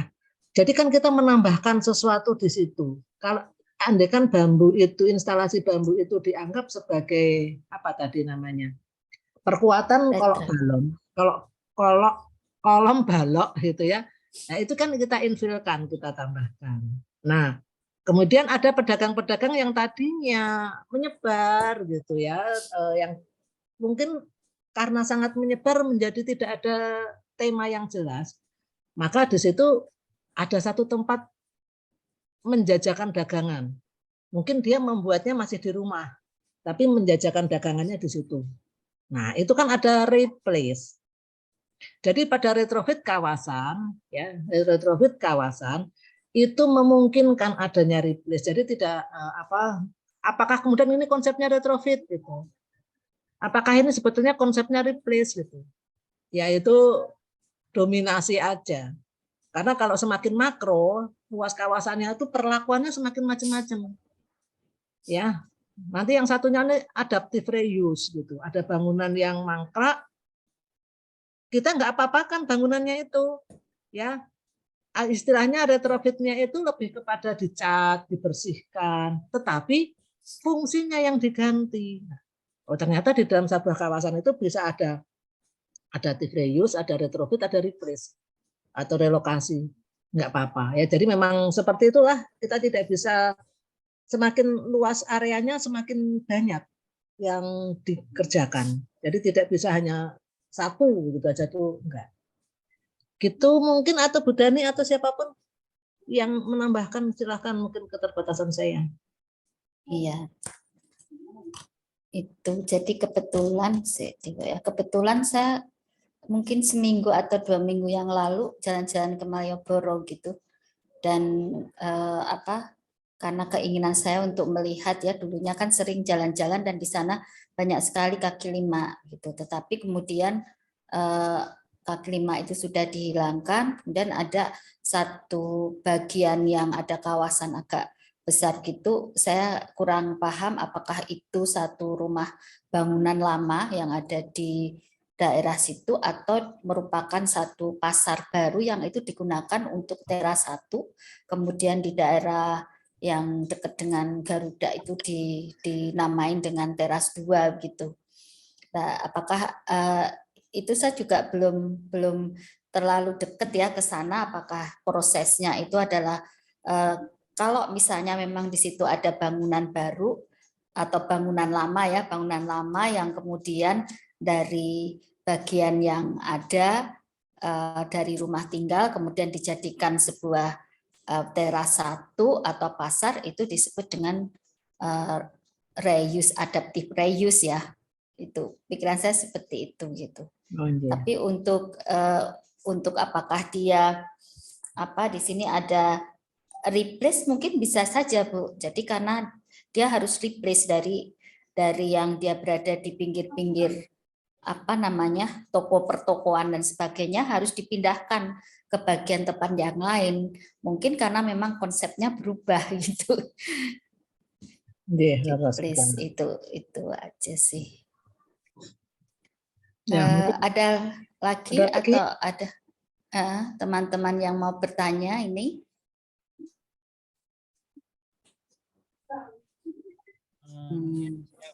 Bertanya. Oke, siapa? Ubay dari kelas K. Ubay. Ya, silakan Ubay. Ya, itu Bu, untuk kemarin tuh beberapa teman-teman juga menanyakan, mungkin ini Pak Yon tahu, tapi mungkin Pak Yon ini tidak bisa mengikuti karena sedang ada agenda lain, tapi jika Bunda bisa menjawab, monggo silakan Bu. Untuk set kawasan nanti kan kita menggunakan kawasan yang sudah di-plotting oleh Pak Yon itu Bu. Nah, sementara kawasannya itu kan di sekitarnya itu yang kami akan bangun itu kan full dengan bangunan-bangunan warga, dan mungkin ada set-set bangunan warga dan bangunan yang lainnya mungkin yang ada di sekitar kawasan. Nah, itu diibaratkan kosong gitu, seperti maksudnya lahan kosong gitu saja atau bagaimana nggih? Mungkin itu sih Bu dari saya. Jadi apakah kosong gitu? Mungkin itu. Terima kasih Bu.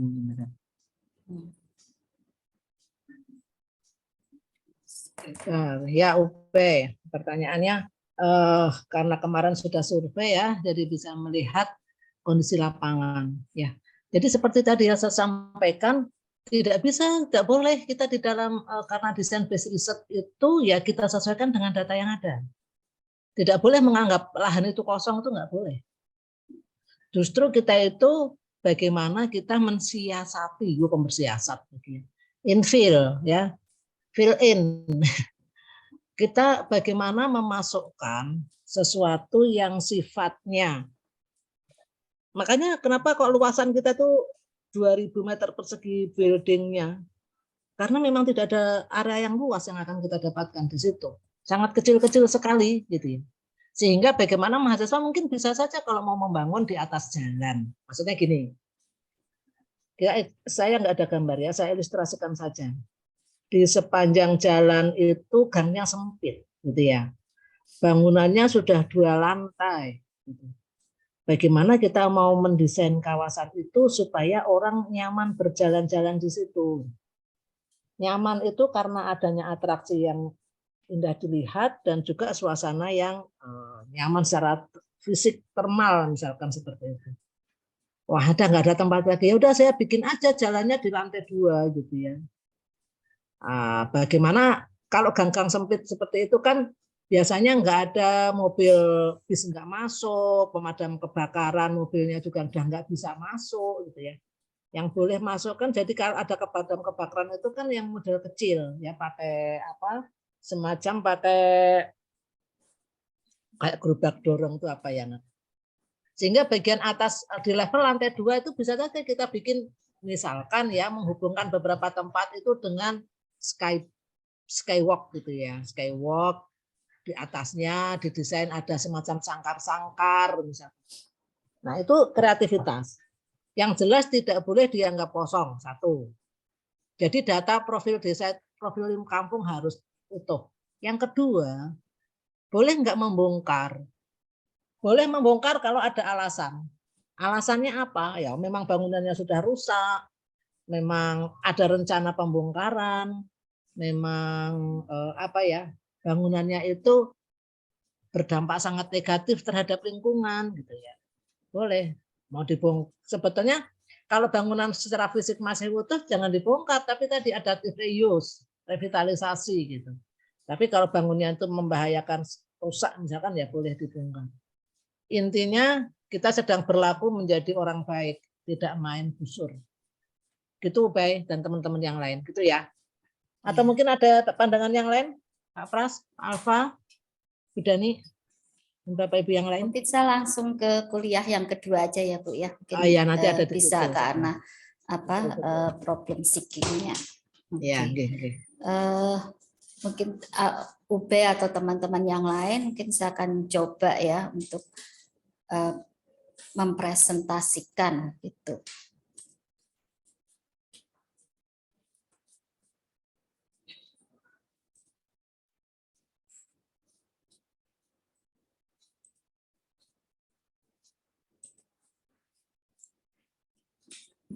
Jadi ini kuliah umumnya mungkin tidak sekompleks apa yang tadi diberikan oleh Bu Indra ya, tapi sekedar mungkin problem seeking dan problem solving yang di dalam satu kawasan kecil gitu. Nah, ini adalah satu bagian yang tadi juga sudah diberikan oleh Bu Indra gitu ya, bahwa untuk bahkan levelnya ada tiga level makro, meso dan mikro gitu. Dan ini kita mulai dari identifikasi permasalahan gitu ya. Jadi di dalam satu kawasan tertentu itu kita coba untuk mengidentifikasi permasalahan itu sebanyak-banyaknya gitu ya. Nanti akan saya beri contohnya. Kemudian setelah itu ada proses untuk mengumpulkan informasi. Jadi setelah kita mengidentifikasi, kemudian mengumpulkan informasi, baru mencari solusi kreatif gitu.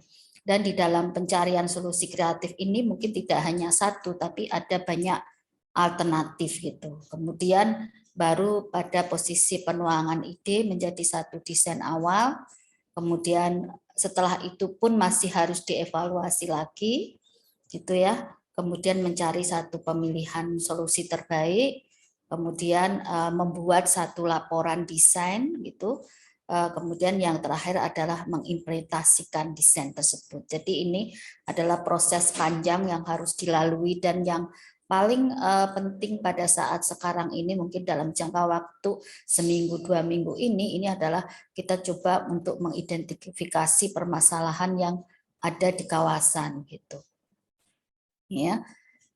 Ini adalah salah satu cara yang pertama kali di mana kita mencoba untuk melihat atau mengidentifikasi permasalahan. Itu problem solving ini saya kira sering dilakukan. Jadi di awal itu jelas ya bahwa sebetulnya kita tidak akan pernah menemukan permasalahan selama kita tidak pernah punya goal untuk apa kawasan itu. Jadi misalnya saja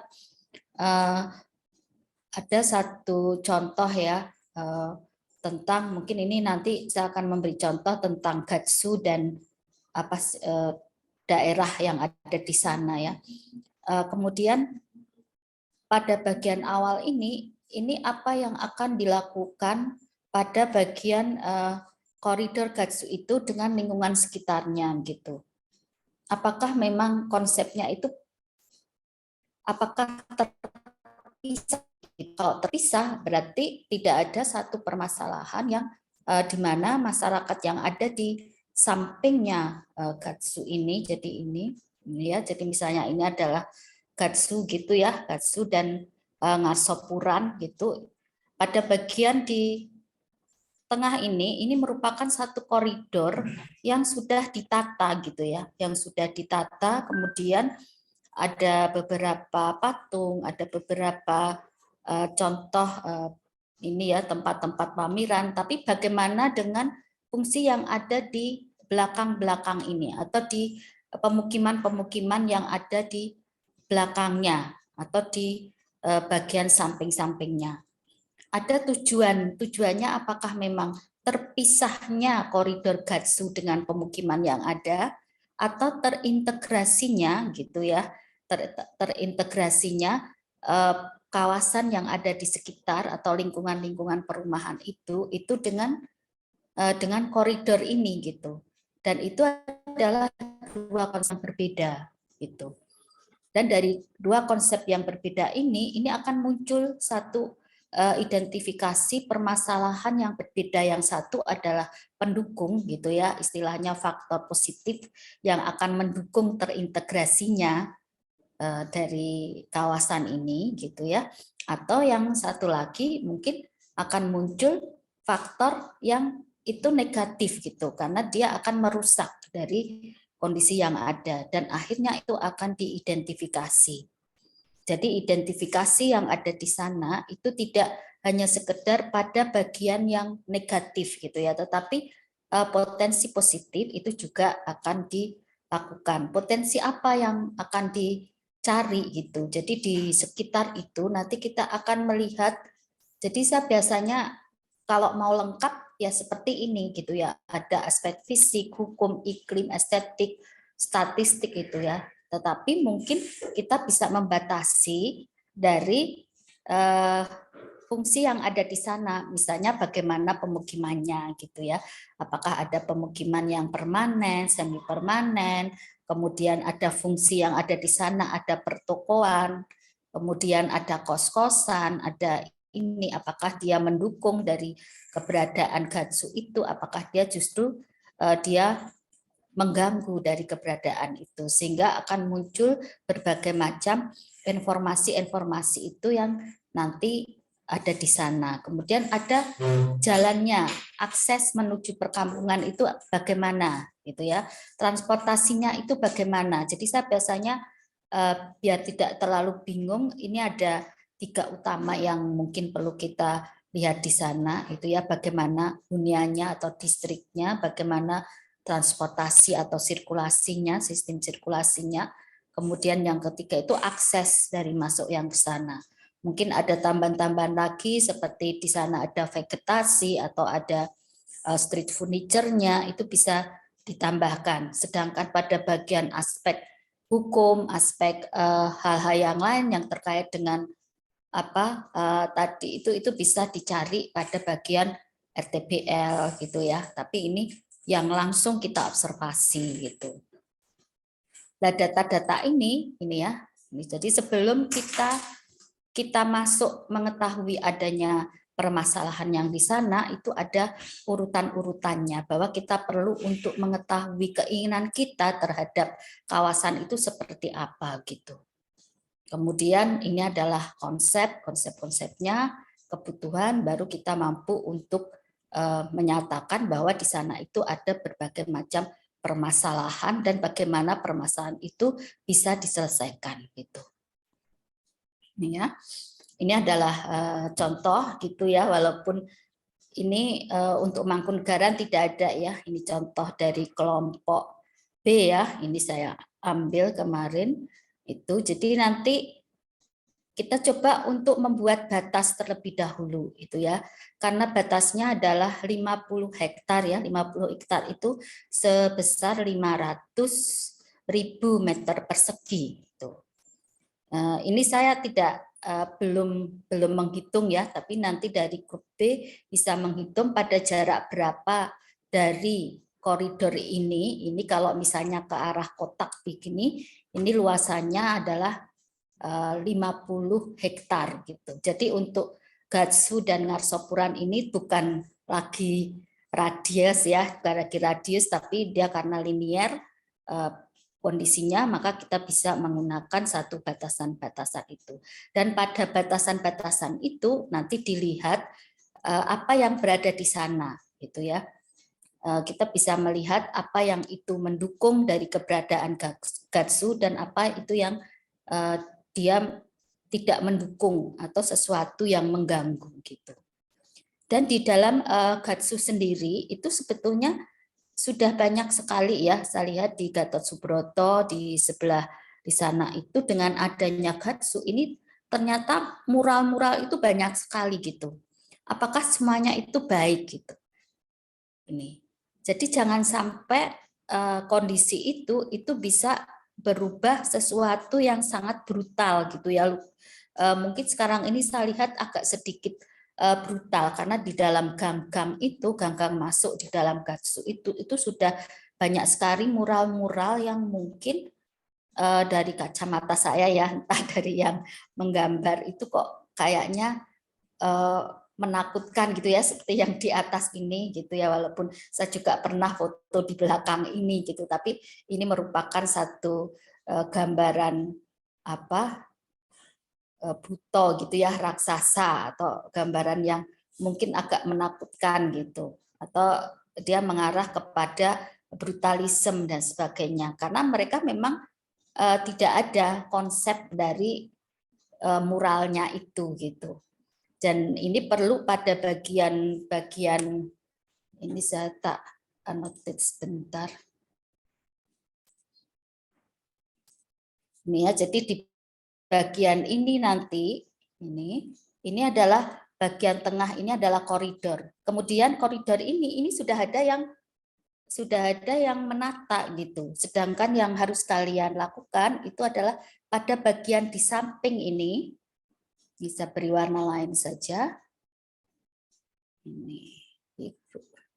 Ini di sebelah ini dan di sebelah di sini. Ini ada apa di sana? Itu ya. Jadi setelah kalian menentukan apa visi misi, kalau dalam bahasanya Bu Indra tadi itu visi misi, kalau dalam bahasa saya goalnya itu apa, keinginannya apa, menjadikan koridor itu sebagai apa gitu.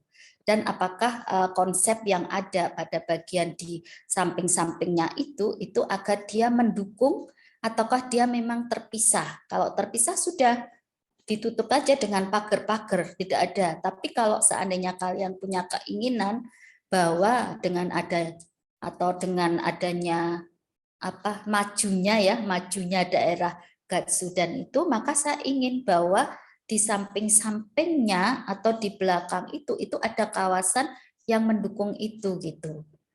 Nah, dan mungkin kalian bisa membuat satu inventaris pada bagian itu. Misalnya saja kalau kita melihat di sebelah itu ada jajanan yang mungkin receh banget gitu ya, tapi dia unik. Saya sering membeli di situ, misalnya brambang asem dan ini tempe bacem gitu. Itu receh gitu, tapi dia sering dikunjungi. Kemudian ada lagi gudeg Bu Mary. Ini ya, jadi ada beberapa jajanan yang mungkin itu sudah legend di situ gitu. Dan ini bisa menjadi satu bagian yang potensi positif, dan itu akan diapakan gitu. Atau ada bagian misalnya di daerah Kemlayan ya, itu banyak sekali rumah-rumah yang memang rumahnya rumah kuno kayak lawean gitu. Tapi yang sudah dibangun dengan baik itu punyanya Sadono Wikusumo gitu. Dia sebagai dulunya juga rumah yang nggak kepake, akhirnya dia dipakai untuk tempat untuk kesenian gitu. Ini ya. Jadi misalnya saja di daerah Kemlayan ini. Jadi Kemlayan itu adalah satu bagian di mana tempat di situ itu tempat abdi dalam yang ngajari nari gitu ya, istilahnya gitu. Sehingga dari kecil orang-orang yang berada di situ, laki-laki atau perempuan itu, dia bisa menari. Tapi sekarang ini mungkin hanya beberapa saja gitu. Itu daerahnya Budiah ya, mungkin bisa sedikit tanya-tanya ke Budiah tentang bagian-bagian yang ada di situ gitu. Nah, ini hal-hal yang mungkin perlu untuk dilihat, kemudian dilihat sejarahnya, kemudian itu dikembalikan pada fungsi yang ada gitu, dan kalian bisa mencari konsep-konsepnya. Oke, kemudian akan masuk lagi. Tuh, belum tak berusaha ya.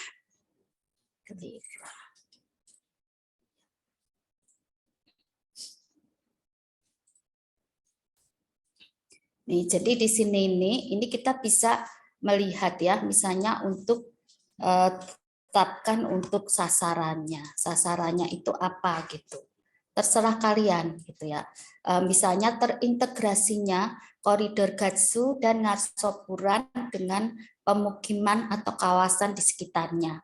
Atau kalian mempunyai satu gagasan yang mungkin lebih seksi ya. Jadi misalnya saja mengembalikan historisme pada kawasan di sekitar Gatsu dan Ngarsopuran, karena itu memang keduanya merupakan kawasan historik gitu ya. Ada Mangkunegaran, kemudian jalan yang ada di situ itu ya. Kemudian ada yang di pemukiman-pemukiman itu, kalau kalian menuju ke sana itu ada banyak sekali pemukiman-pemukiman abdi dalam ya, abdi dalam atau apa istilahnya pangeran gitu ya. Bahkan salah satu rumahnya yang di belakang Gatot Subroto itu kan rumahnya Budiah itu ya, yang dia merupakan rumah dalam besar gitu. Kalian bisa melihat itu, apakah itu akan menjadi satu bagian yang mendukung pada koridor Gatsu ini.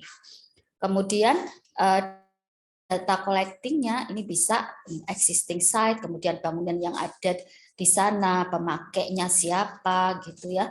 Kemudian regulasi, ini bisa RTPL, potensi positif dan negatif yang mendukung atau menghalang koridor gitu. Kemudian konsep ini bisa macam-macam gitu ya. Apakah kalian bisa mengungkapkan tentang konsep Car Free Day, atau bisa juga dengan mural, tema green dan tidak kumuh, atau bisa revitalisasi kawasan, bisa juga adaptive reuse atau replace atau macam-macam. Konsep itu bisa kalian gunakan untuk menyelesaikan masalah yang ada di sana gitu. Kemudian dari konsep itu kalian bisa menentukan kebutuhannya gitu ya. Dan ini dengan cara seperti itu kalian bisa menentukan apa sih yang ingin kalian lakukan untuk daerah itu gitu. Misalnya ingin mengintegrasikan ya kawasan di situ dengan koridor Gatsu yang bersih, nyaman bagi pengunjung dan penghuni dan sebagainya. Itu semacam visi misi ya, visi misi sederhana gitu. Ya, ini adalah mungkin contoh dari pengumpulan informasi gitu ya. Ini saya ambil dari foto-foto kelas B gitu ya, maaf ya, tapi ini mungkin hal-hal yang saya dibantu sekali dengan adanya foto-foto ini. Jadi ada data misalnya tentang satu bangunan yang sudah nggak kepakai gitu ya. Ya, dulu memang kawasan ini adalah kawasan pendidikan, dan pendidikan yang ada di sini itu saya dulu SMP-nya SMP 5. Ada SMP 10, SMP 3, itu kemudian ada TK Kristen, Triwindu, ada ini kawasan itu. Tapi dengan adanya perubahan zaman berubah gitu ya menjadi kawasan wisata, sehingga SMP 5, SMP 3, SMP 10 masih ada ya, itu dipindah gitu ya. Dan kemudian di situ digantikan menjadi satu kawasan historik atau pariwisata gitu. Dan ini juga ada, jadi kawasan yang berada di dalam gitu ya, Triwindu. Kemudian ini adalah kawasan-kawasan yang masuk ke gang-gang gitu.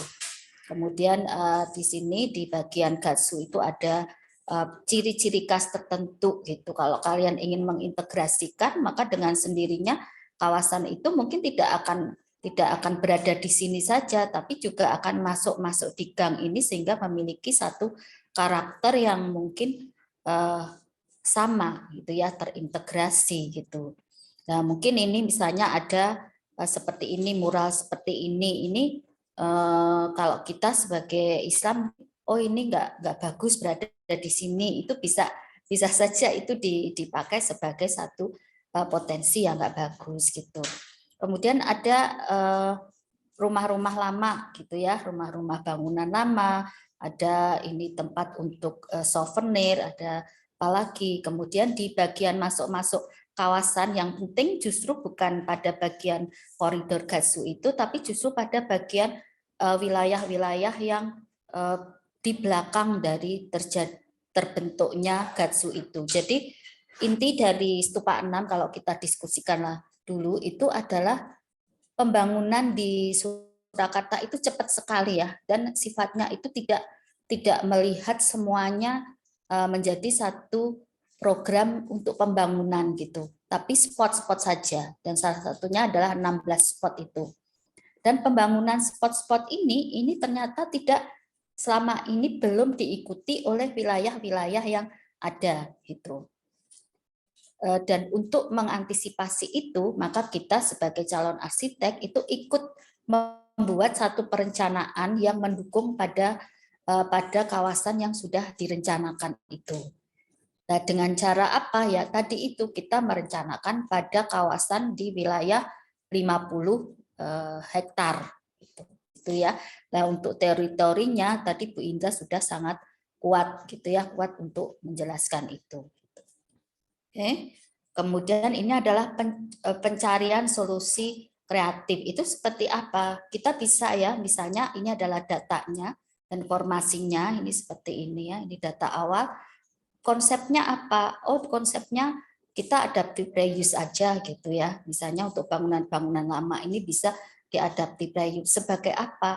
Oh, bisa sebagai bangunan pendidikan atau alih fungsi menjadi semacam mungkin komunitas budaya atau semacam museum, sehingga bangunan yang ada di sini itu tidak mangkrak gitu, tetapi bisa diusulkan gitu. Dan dalam usulan itu nanti itu bisa menjadi desain yang akan kalian buat pada bagian mikronya gitu. Kemudian mungkin contoh yang lain ini gitu ya. Apa yang akan kalian ini? Oh, kesatuan antara suasana koridor dengan kawasan lingkungan. Itu apa konsepnya? Bisa vertical garden atau bisa shelter gitu ya. Sehingga di dalam posisi ini mungkin kalian akan mengusulkan vertical garden atau apa. Jadi ini kayak usulan gitu ya.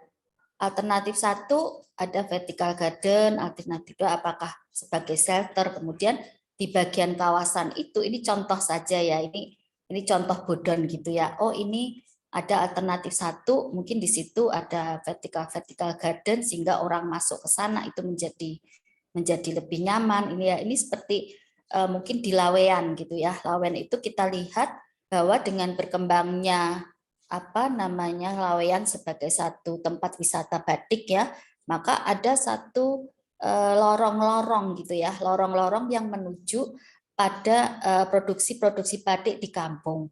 Dan ternyata jalan-jalan yang dulu itu merasa takut untuk masuk ke sana itu sudah berubah sekali. Karena apa? Karena lorong-lorong yang ada di sana itu sekarang sudah dibentuk dengan adanya vertical garden, dengan adanya mungkin lukisan-lukisan kecil gitu, sehingga ketika kita masuk ke sana itu menjadi lebih tenang gitu. Ini contohnya ya gitu.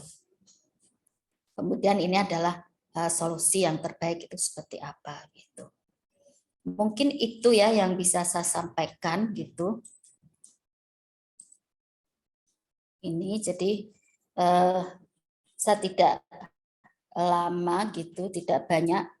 Yang tadi itu dari Bu Indra itu sangat kuat ya, dia menceritakan tentang bagaimana kawasan dan sebagainya. Saya hanya pada bagian kecil bahwa langkah awal yang harus kita lakukan pada saat awal sebelum kita mencari permasalahan adalah kita menentukan apa sih yang ingin kita lakukan pada kawasan itu gitu.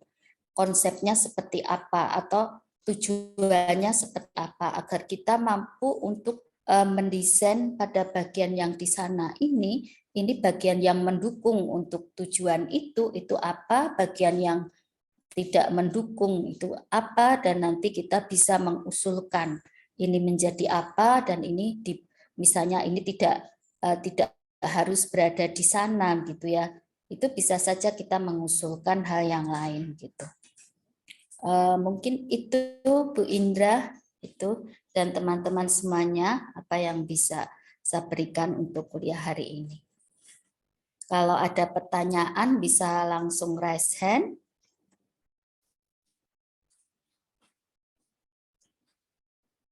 Nggak ada ya, kayaknya sudah kebayang dengan weekend ini. Cukup Bu Dani mungkin. Kenapa?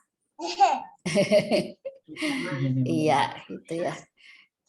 Oke, kebetulan ini sudah jam 11 ya. Bentar ya. Iya. Sisi foto ngomong itu. Iya betul. Kayaknya sudah cukup ya. Sudah Nggak cukup kok ya. Iya, nanti apa-apa. Pak Pras. apa?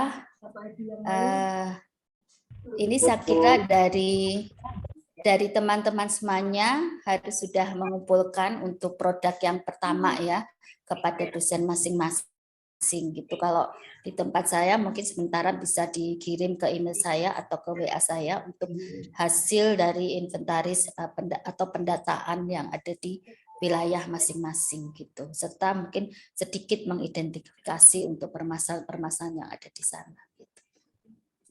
Mungkin bisa ditutup ya Bu Indra ya untuk kuliah hari ini ya. Ada sedikit pengumuman Bu. Monggo. Ya, makasih ya. Ini mungkin untuk kelas CD kemarin sudah ada tugas yang harus dikumpulkan, baik itu berupa logbook maupun draft papernya. Itu kan sudah ada beberapa hal yang misalkan beberapa ketentuan yang ketentuannya saya share di WA sih. Bisa minta tolong Mbak Dita sama Mbak Nasyad untuk mengecek progresnya ya mahasiswa, terutama terkait dengan beberapa persyaratan administrasi, misalkan ada foto di lokasi, kemudian foto bersama, kemudian masing-masing yang dikerjakan ada namanya, misalkan kita ada nama mahasiswa gitu, bisa minta tolong ya. Ini Mbak Dita sama Mbak Nasyad ada di sini gabung. Nasihat ada. Oh iya, Nasyad ada ya, sama Mbak Dita ya. Oke gitu ya Mas ya, bisa minta tolong. Sudah gabung ke ke psikologi saya kan ya. Nanti saya jadikan admin ya. Sudah Bu. Sudah. Ya nanti detailnya kita komunikasi lagi. Oke, makasih gitu Bu Dani, matur nuwun. Oh ya, sama-sama. Saya kira untuk hari ini cukup untuk perkuliahan Stupa 6. Kalian bisa ketemu langsung ke dosen pembimbing masing-masing dan bisa mengumpulkan progres untuk minggu ini gitu. Walaupun sebetulnya tanggal 9 ya. Tapi kalau belum bisa dikumpulkan segera gitu. Saya minta maaf jika ada hal-hal yang kurang berkenan dan semoga apa yang diberikan Bu Indra dan apa yang tadi saya berikan bermanfaat bagi kalian semuanya. Terima kasih. Assalamualaikum warahmatullahi wabarakatuh. Waktu saya kembalikan ke Mas Ubay. Waalaikumsalam warahmatullahi wabarakatuh. Terima kasih Bu Dani. Iya. Ya, mungkin karena Bu Indra sudah live, ini mungkin teman-teman bisa berkumpul dengan dosennya. Jika dari teman-teman ingin membuat work outroom juga bisa saya buatkan, mungkin seperti itu. Ya, mungkin itu. Jika mau live juga bisa live juga. Terima kasih, mungkin itu. Oke. Teman-teman Bu Dani, Pak dosen dan Ibu dosen yang hadir pada hari ini. Monggo.